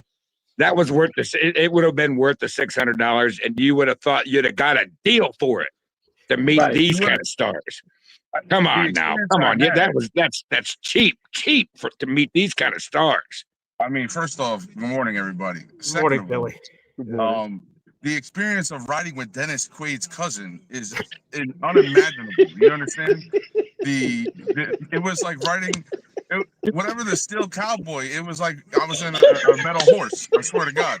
I mean, we could have stopped, got corn, ducked it, loaded it into a truck, sold it, got back to the game, and watched it. And easy. I didn't even get a shirt, and that's not even a hit. Oh, that's a good point. Yeah, So right. kiss my ass with your laziness. It's crazy, bro. You sound crazy. I'm gonna call a spade for a spade. You making excuses more than Bill Clinton did, even though he still got it, right? He got it when he got inside the office. He's a liar. It's fine. He plays saxophone. Everyone forgave him. You don't play the sax, DZ. I got questions, bro. You don't play saxophone. You wear a headset, and you think you can just demand excuses out of everybody. It's not gonna happen. We'll see you at the tailgate next year, buddy. Hell yeah. Here's some good news. I All just came out of the courthouse. My tickets got dismissed. So I don't care what happened with this weekend with the Jets. That's a great. You see, you got to look at that. Like maybe you get like a good cup of coffee today from somewhere you go. Maybe your food's like excellent. Pay it today. forward. J-E-T-S. Jets. Yes. Yeah. And real quick before I get off, because I got to get to work. Sure. Vern yesterday, the stupid idiot guy in the chat said yesterday straight up, and I know you didn't read my my super chat because it was pretty vile, but anyway, in the end, he said BG just lost a person. I'm gonna right now, I'm gonna pay for a subscriber. Just anybody we're just gonna eliminate, I'm gonna put it back, because if I get you out of there, I'm putting it back in. No, we're not doing this nonsense. I'm just replacing nonsense. This is called accountability. Philly's taking accountability for bullshit in the chat. So call it what it is. I don't care if I get an emoji. I'm just gonna keep it going. Okay, F all this shit.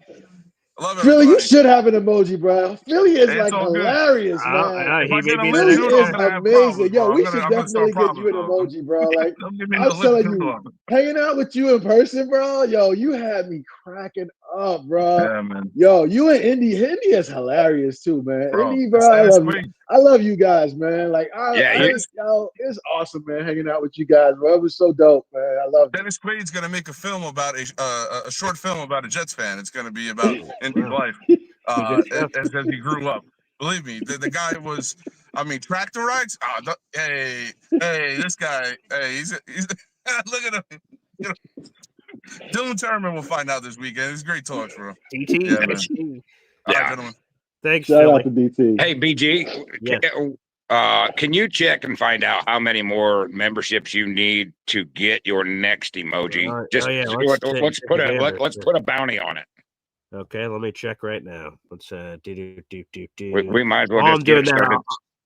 started. Yeah, right. While I'm doing that, while I'm doing that, I see there's other people that want to jump on the show. So here we go. Let's go. Oh yes, here you go. Alon is in here. Yippee Skippy.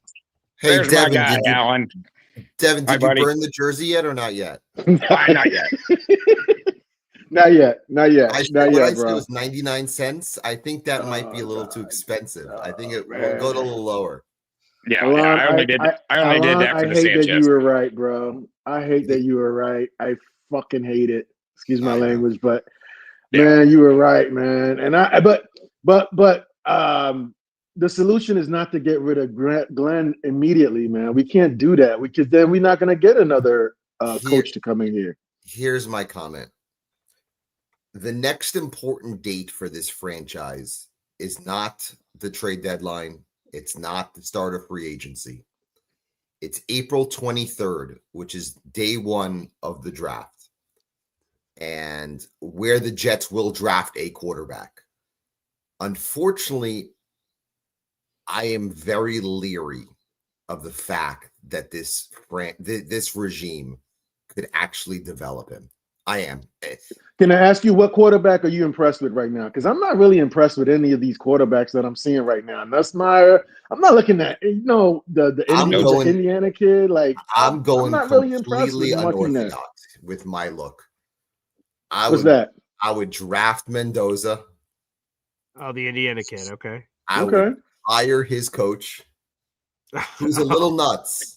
We can't do that, though. We can't get rid of AG. A little? We can't get rid of AG. But he is a brilliant offensive mind. Brilliant.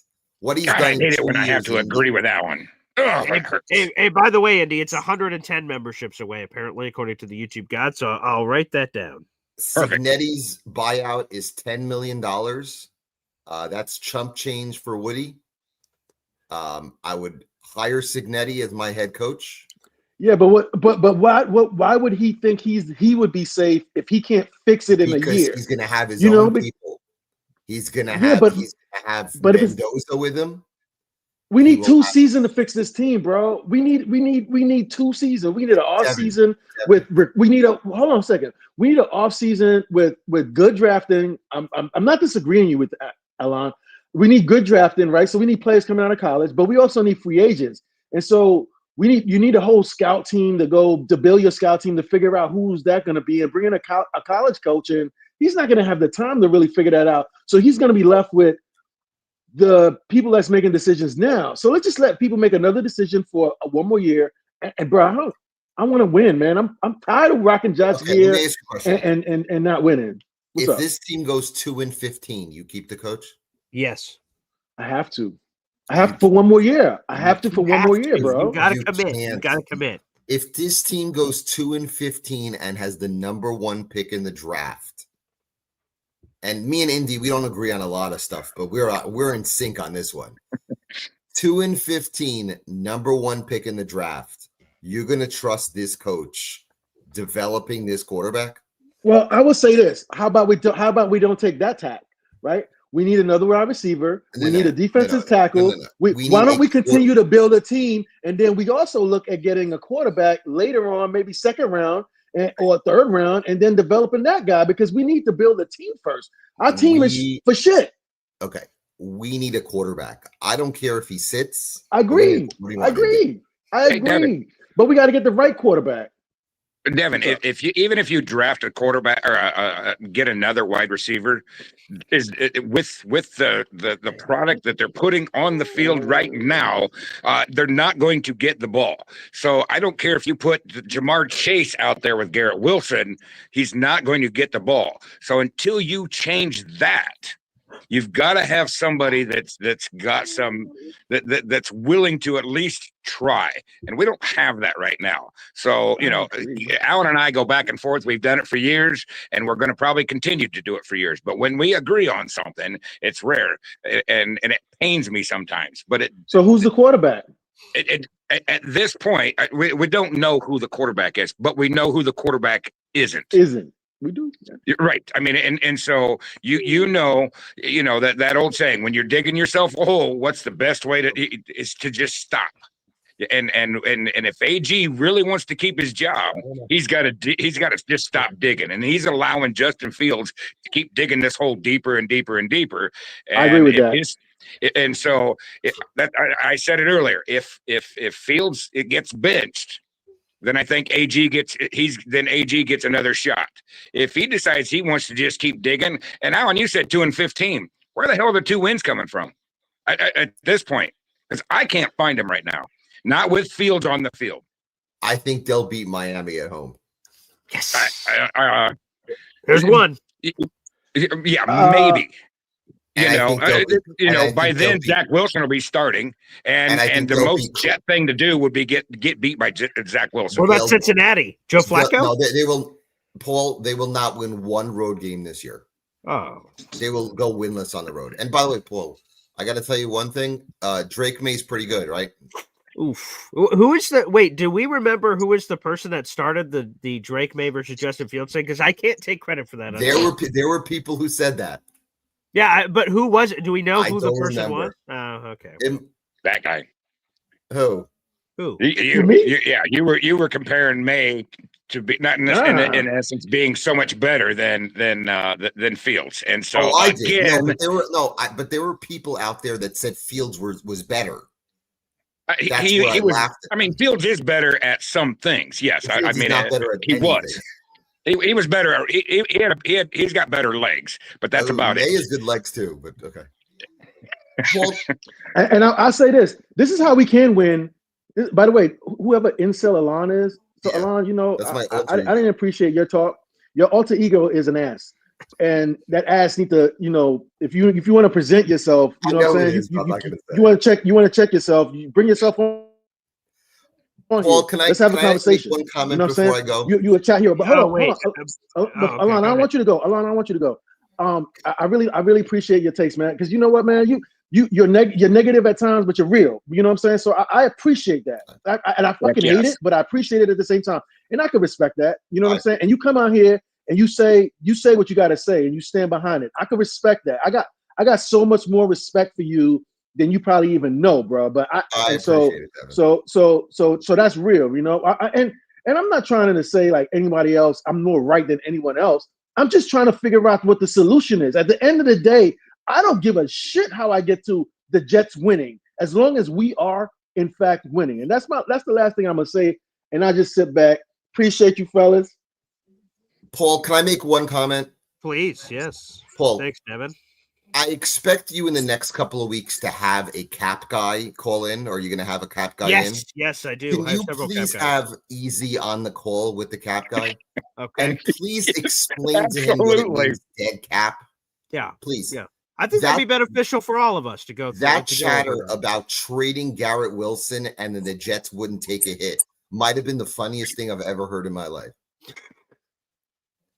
Paul, and you have a straight face there. Yeah, hilarious. Yeah, that's very nice. Neil, you said you wanted to say something to Alon, no? Yeah, how you doing, guys? Yeah. Hi, Neil. Yeah, you're buried in work. I see you. Well, I didn't want to, Alan. You know, nobody talks about the elephant in the room, and you know, I was pounding the table to keep Aaron Rodgers and Devontae Adams. There's a quarterback that's not doing so bad that he's projected to have over 30 touchdowns, less than 9 interceptions. He's got a 105 quarterback rating. He moves around pretty damn good. I was looking at that Steeler game yesterday. He's not exactly a statue back there. Hang on. Shut up. Shut up. Wow. Okay. All right. Come on, Neil. Be nice. All right. Look, I'm not. I'm sorry, but listen. This is Aaron Glenn's scenario, okay? Totally disrespected Rodgers. And again, I agree with Ed Ziff. It was already decided he was not going to be on the team by Woody Johnson, and that's why we didn't get the interviews from the coaches that maybe would have chanced a franchise. But Alan, you want to go from an unexperienced head coach with NFL defensive coordinator, offensive coordinator experience to a college coach that never had any experience? I want an offensive coach. And unfortunately, I don't see anybody out there that will come here who's an offensive mind. Nobody. Well, let me ask you a question. How about Doug Peterson? Isn't he an offensive coach? I don't need retreads. I'm done with the retreads. But wait a minute. Didn't Doug Peterson win a Super Bowl with the Eagles when they that was win how many years ago was that? 2017. He won a Super Bowl. He's got a resume, Alan. Great. I have no. Right? I mean, I'd like to have somebody with a coaching resume in the NFL, not the college ranks. Great coach in college. Neil, I want an offensive coach. Okay. The name you have mentioned is a guy I'd be intrigued with, but I don't think he'll ever come here. Or I don't think the Jets will ever hire him. Anybody, That's just so Gruden. you know. I would hire Gruden. I would. love Gruden. Gruden is Gruden is my first choice, but just understand It's Jets, Jets. I love Fireman Ed too. I love Gruden. All right, Chucky's my favorite. Again, I was talking about Dart after watching him do his quarterback thing on Dart, because I'm going to tell you, he did a whole show on Dart. I was like, this guy looks really, really good. I mentioned it on Jake's show, and then they started talking about Dart, and I said to myself, this guy could be a game changer. But and it was amazing watching him in that show. Now, if there's anybody I want picking a quarterback, you know, I would like Gruden. And by the way, the checkbook, Alan, if we decide to move on from Aaron Glenn, you got to realize something. This is it for Woody. He might lose half the season ticket holders. He's in a position right now where he has to do what Leon Hess did after Kotite shit the bed for 2 years. And I was around for Kotite. It was so bad. And he said, enough. He went out. He got Parcells. He spent the money. He did whatever he needed to do. That's the kind of statement we have to make next year if we decide to move on from Aaron Glenn. And for guys, by the way, real quick, Alon, there's a super chat coming in. Wow. Jake Asman, of course. Alon, call a doctor. You've been pitching a tent for 4 hours straight just because the Jets are a disaster and it makes you giddy. Your response, Alon? Jake and I are adversaries. Yeah. Jake begged for Mike Vrabel, even though he knew. Hey, listen, be careful how you talk about my boy Jake now. Take Hold it on. easy, Hey, Neil, He's you not said here shut to up. defend You can himself. shut up I for a will second say, too, okay? listen, I listen to Jake's show every day like I do with Paul. Okay. Just so you know, I know every take he had. I got it. You tell me the takes where he had a bad take. Go ahead, tell me. I never said a bad take. He made a comment. You said he wanted Vrabel, you said? Yeah, hold on. Can I finish my thought? We all wanted Vrabel. That was Okay. our first choice. He said Vrabel was going to come to the Jets. I said there was no chance in hell he was coming for the Jets. Okay. Well, let's put it this way. If he didn't have Robert Kraft meddling and giving him the kingdom, he would have come to the Jets as a second choice, Alan. There's no reason he wouldn't have. He's very happy where he is with a real quarterback. He's very happy. Okay, just so you guys know, okay, before the start of last season, we were ranked the 5th best roster. I don't buy that. I think that's the most overrated stat in the world. Okay, but Alan, our roster is better than the Titans. It's better than the Bears. It's better than Jacksonville, you could argue. Now? Maybe not as – what? You talking about now? Jacksonville, yeah. I think Jacksonville has a better roster than the Jets. I disagree. But here's the point, guys. Alan, you watched the game, right, Alan, yesterday? I do. Okay. Can I ask you why this Tyler Angstrom, who's supposed to be off the Detroit Lion great offensive mind tree, okay? Yes. Doesn't figure out Justin Fields, we know, is not a pocket passer. For the last 2 games, he's been sitting back there like Joe Namath with 2 fucked up knees. He's sitting in the pocket, and he's not a pocket passer. We all know that. Why is this guy not rolling him out, giving him an opportunity outside the pocket, either run or pass to a tight end or do something where he doesn't have to think too much and makes him react? Because by him not running, and this is a running quarterback, Alan, he ran for 50 yards in 2 games. He had 1,000 yards rushing for the Bears. Neil, you could have had any offensive coordinator yesterday.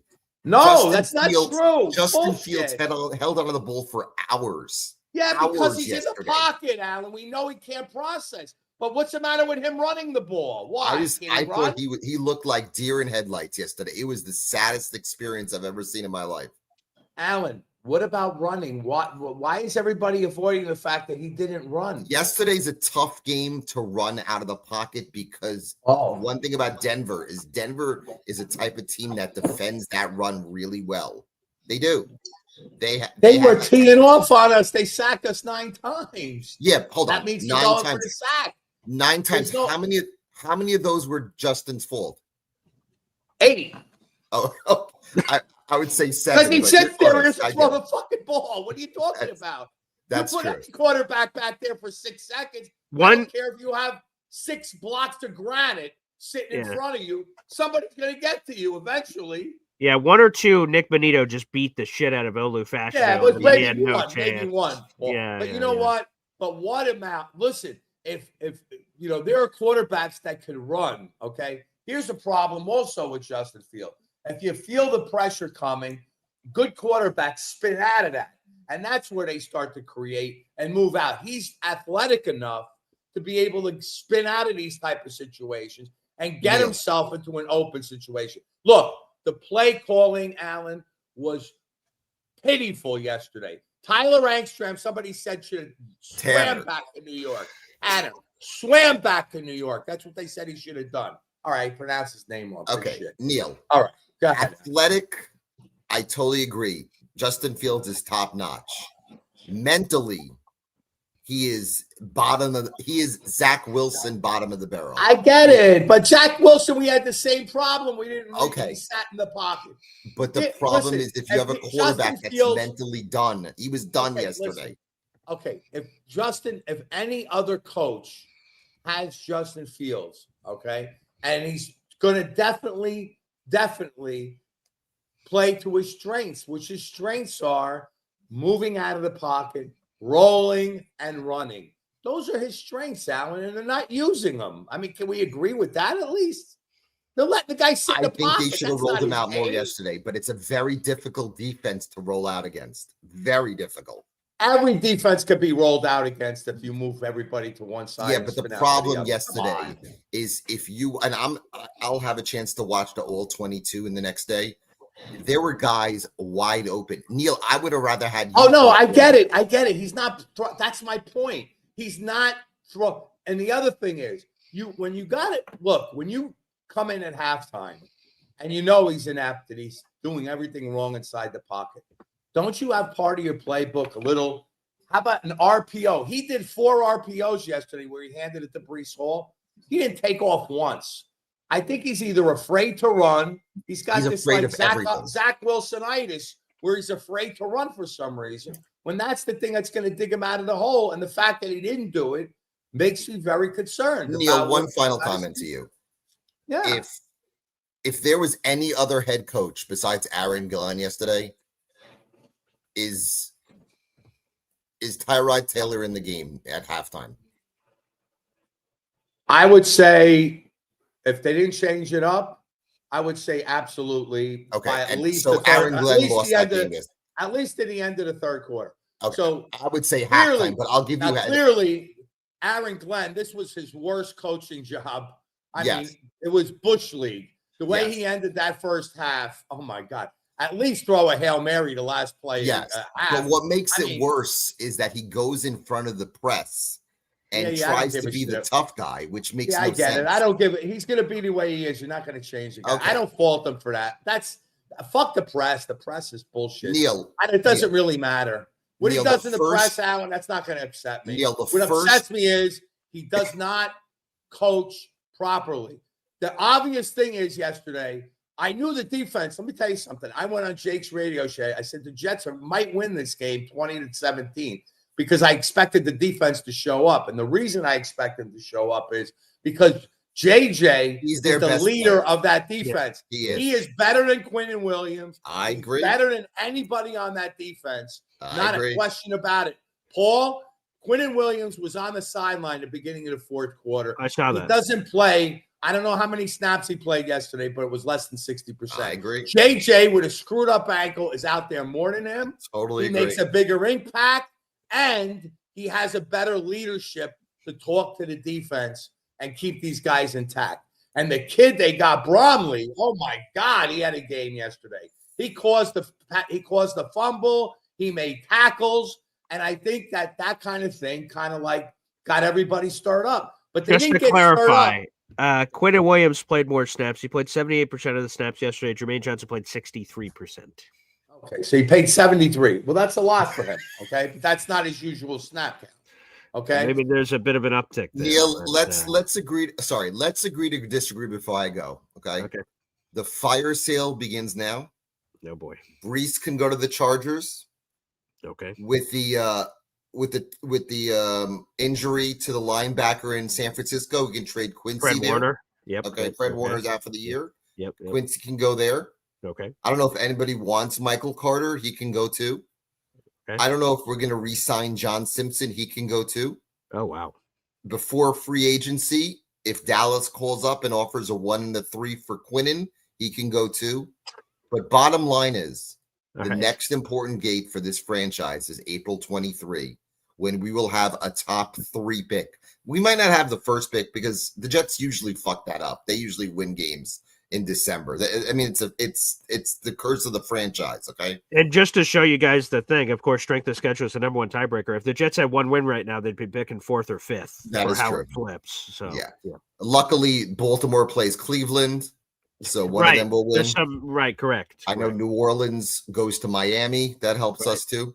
Right. And we play New Orleans, obviously. So yeah. But bottom line is, my thought of Cignetti is just I want to bring an offensive mind into this system. I don't blame you for that thought. I know it's unorthodox, and I know people would kill me for it. I can't watch a defensive coach be our head coach anymore. We've done it too many times, and it's failed. But Paul, I'm going to get you a Drake May shirt. You're going to wear it on the air. God. Drake May is a stud. that team is. You said they're going to win 5 games this year, right, Paul? I did Yeah. before the year say they were going to win 5 games. You could double that, Paul. Okay. Oh, that's a 10-win team right there. Okay. All right. But Paul, it's been a pleasure. I enjoy conversing with all my detractors. I enjoy reading Jake Asman shoot shit about me, but he knows I'm right most of the time. Okay. Always a pleasure. And again, unlike yesterday, the pleasure is all yours. Thank you. I appreciate that. There he is, Alan, joining us here on the program. All right, let's go back to the phone lines. All right, some fresh meat. Anthony D's on the show. What's up, Anthony? You're on mute. You just got to flip your thing over there. There Good you morning. go. Good morning, Anthony. Thanks for joining the show. Yes, you're welcome. I'm a first timer, but I'm in the chat, so on and off. Yeah.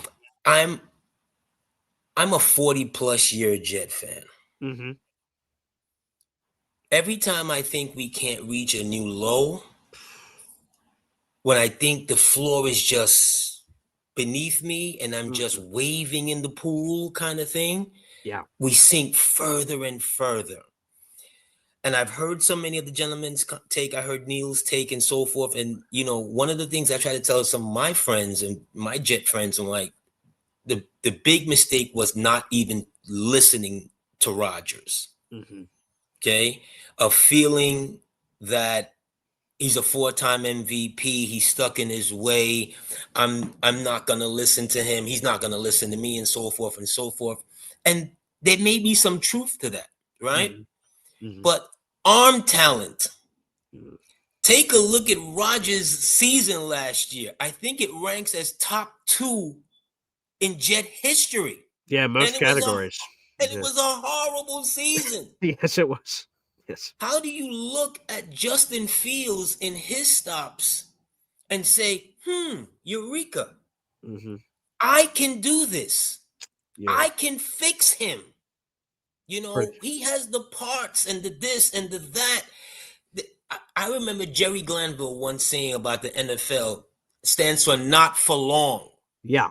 It was the truest statement then. It's the truest statement now. He's on the chopping block. Within 6 games, Aaron Glenn, a great Jet. By the way, most of his tenure here was losing, memories that I remember. But I'm not going to go there. But it's just, Paul, it was just, yesterday was just, how do you not put Tyrod Taylor in at halftime? I don't care what you think about him. Mm-hmm. I don't care if you, anybody else would have been better at coming in at halftime. So scared. You're so scared of having this young man throw the ball. Okay, so let's design something the things that he can do well. Oh, we're not going to do that neither. We're just going to have him stand back there and hopefully he can figure it out. Yeah. Was Denver that impressive to you? The Denver team that I heard about coming in? I thought Denver was going to 100%. And we didn't see that at all, relatively speaking. Looking at them, I'm like, wow, this another winnable game. For sure. Another winnable game. And he's looking like he's inept as a coach, his offensive coordinator. Year in year, every time the Jets go, and I'm going to cut off Paul, but I got to get it out. Every time the Jets go looking for a coach, it's always this stupid, let's find them by consensus. Woody, it doesn't work. They're God, man. Even the late Leon Hess could point at Bill Parcells and say, I'm going to throw him everything. You've had opportunities to throw, but that's not the way you work. Okay? You don't want to give control to people who really know. You'd rather bring in young guys and hope they get it right on the job. That's the only thing he's done. Outside of Adam Gase, every other coach that Woody Johnson has hired in his 25 years of ownership has been a first-time guy. And it speaks to what you having a power issue in your mind. You want control so badly. The words that I heard about, and I was no Saleh fan, but the one thing Saleh could do, he can coach defense. Of course. Okay? That team that he fired when he fired Saleh last year, and I agreed with them getting rid of Saleh because I thought the train could be fixed. I thought you could get it back on the track. Yep. Look how far we've come. Yuck. Just a bunch of yuck. You know, I'm gonna stay positive. I want to stay positive, but this is 40 plus years of the same nonsense. Yeah, I understand, Anthony, and it's we're in a tough place right now. But again, me personally, I'm also trying to be a glass half full guy, and it's a difficult proposition right now, Anthony. But you know, nobody cares about tough talk. Right. I like a confident individual, especially in sports, because if you don't believe in yourself, you can't get from A to B. I agree. Right? Yes. But when you're on the ropes and you're consistently trying to be tough and talk tough and, you know, and like no one knows anything. This is one of the things that I always cringe about athletes and people inside the game. Mm-hmm. I get it. You played the game. You have thousands of hours of studying the game. But guess what? It's like an open book test. We have thousands of hours of watching you. Yeah. Okay, we know just a little something about the game. Mm-hmm. Okay, but anyway, Paul, thanks for letting me rock for a few minutes. It was a pleasure. Yeah, thank you, Anthony D. I love when new people call into the show. I love when we have our OGs that call into the show. Either way, it's a good time. So feel free to take full advantage. It's a pinned comment on YouTube.com/BoyGreen25. Let's catch up on some super chats and memberships coming through here. Cincy Matt jumping in with a member shout out. Appreciate you. Wow. AG is coach is scared it's affecting QB1. I agree. Or this. So not that that's not true. He obviously was coaching scared. But is he coaching scared because he doesn't believe in Justin Fields? And so that is still the same thing. But, you know, we have our boy, Frank. He's jumping in here on a super chat. Hey now. Wow. They're trying to make Justin Fields something he's not. He was operating a ton of stuff in the pocket yesterday, which seems to not be his vibe, yet they continue to try to force square peg and round hole. There was only one or two designed runs yesterday where they just like pulled the lineman and had him running behind him, that was the clear design of the play. I have no idea what the plan was there for old Justin Fields. Let's get this guy in. He said to the super chat, let's get him to expound upon his thoughts. What's up, Frank? How you doing? I joined a little late, so I don't know what the heck was going on with the whole EZ stuff. That's when I joined. I'm like, oh yeah, that got weird. I missed a lot. I don't know. Yeah, that's true. Yeah. Besides the fact that they're trying to make Justin Fields something he's not. Yeah. Because they should be throwing a lot of screens. They should be having him roll out, running, and so forth. That's what he is. He's not everybody knew he wasn't a pocket passer. Of course. And they're trying to make him that. But besides that, you need to have what they call some cojones in this league. Yeah. And if you're going to attach yourself to a quarterback and you don't have the balls to pull him out when he basically doesn't have it, it's kind of like a pitcher. Mm-hmm. You got it or you don't have it. Some days you don't have it. If he's going to sit there, and I'm talking about AG, obviously. Yeah, right. If he doesn't have the balls to pull Justin Fields, if not at halftime, but at the end of the third quarter, you know, I want to give AG all the chance in the world, Paul, but I need a coach who has a pair of fucking balls. Okay? Which need to have right that. Now, he hasn't shown that. He hasn't shown that. Okay, yeah, he cut some bullshit fucking crap fifth string receiver who I don't give a shit about. Right, yeah. Okay? But do you have the balls to look into Justin Fields' eyes and say, buddy, you ain't getting this right now. Sit down and learn from Tyrod. And maybe let's see if we can win a couple games here and we'll put you back in. Yeah. If he doesn't, I told you, I said this yesterday. I said, coaches that attach themselves to a bad quarterback do not have a life in the NFL. Mm-hmm. It's their downfall. I hope it's not for AG because I really like. I hope so too. But if he keeps coaching the way he's coaching, And again, to me, it's just like we all see it. Mm-hmm. At least have a game plan that has makes uses Justin Fields assets, not his liabilities. Right, because AG said But two things. He said he wouldn't micromanage his guys, but that he would be in all the rooms. And that Right. the other day at the presser, he explained like what his day looks like and how he spends time in the defensive meeting room, the offensive meeting room, special team, and it's coordinated with everything that he's doing. So the blood is on his hands if things aren't working. At the end of the day, the CEO is responsible for the company. Correct. You have people below you. Mm-hmm. If somebody's not doing their job, you fire their fucking ass and move on. Yeah. Otherwise, they're going to take you down. Mm-hmm. They will take you down. And it's everybody tries to be a nice guy and this and that. And it doesn't work because there's certain people that just don't respond. Clearly. And don't care about you as the leader. Right. And you got to get rid of them. You got to cut them. You got to cut them off in your life.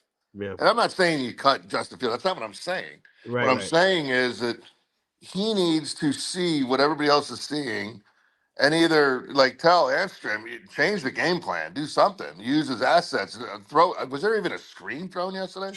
I don't think so. Got an 8-man front, a 7-man front. How the hell is Brees Hall ever going to run? As soon as he touches the ball, he's got 5 guys on him or 3 guys on him. He can't run through that. Definitely not. And I don't know what can't running back expect. could. Yeah. And again, like we all said, we all agreed that like 9 of those sacks, 7 of them were on Fields, not 100%. offensive line. So, Yeah, 100%. And when you're watching a game, when they show the angle of the end zone, you can see guys that are somewhat open, and he's throwing it to the wrong guy or taking a sack. It just, and if he's gonna hold, I love AJ. I loved him as a player. I like his attitude, but he's got to have a pair of fucking balls, and if he doesn't, he's going to be gone real fast. Good thoughts, Frank. Appreciate it, man. Let's see. You have to. It's sort of that manager thing. We keep using the baseball analogies here of having that temperature of like reading the locker room, reading the temperature of a game. He obviously did not read that temperature in the game on Sunday in London. Of like, boy, we need a change here. So he's got to be willing to pull the trigger, and he played not to lose yesterday, and that was embarrassing.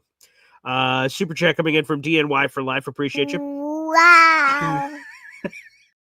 Yes, Alon made a very calculated plan. The DNY for life super chat, $2. Thank you. Is how do we replace all these players, Alon? About those players of like, all right, Brees Hall to this team, Quincy Williams to this team, Quinnen Williams here, Quinnen to Dallas, Quincy Williams to San Francisco, Brees Hall to LA. Like, how do you replace all those?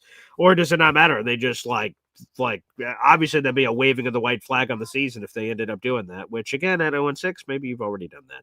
Shout out to Alon, by the way. He just gifted a 10-pack of Boy Green Coffee Club memberships. Buddy. Appreciate it. Number 44. Woo! 44, that's me! Get some cold cuts, get some cold cuts, get some cold cuts. Woo! Give me some! Here are the 10 new members of the Boy Green Coffee Club. Jax Baraz, NYICIRAF. We've got Pete's Takes. We have Bob DiMucci. We have Jack, Christian Bainbridge, Just the Tipman, Racing Jason, Joe Rano, Ray Noble. You guys are all now members of the Boy Green Coffee Club. Shout out to our buddy Alon for getting in the mix with 10 raffle tickets so far this month.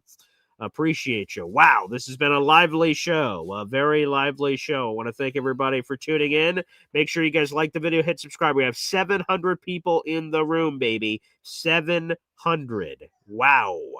There we go. Unbelievable. And a lot of activity. 120 of those 700 are watching on YouTube right now. Thank you guys so much. Regardless of whether the Jets are bad, good, or indifferent, you guys always show your support, and I appreciate it. We have 90 likes, but 120 people in the room. Make sure you guys like the video, hit subscribe, spread the gospel of all things Boy Green Daily. Folks, I want to thank you guys for joining us on this show as we commiserate together with this god-awful team. Aaron Glenn should be speaking in a little bit. I'll be back on live at 11 o'clock to talk all things NFL, including our 0-6 Jets and so much more on the Man Show with Boy Green Digital at MC Show Digital. So we'll have that coming up as well.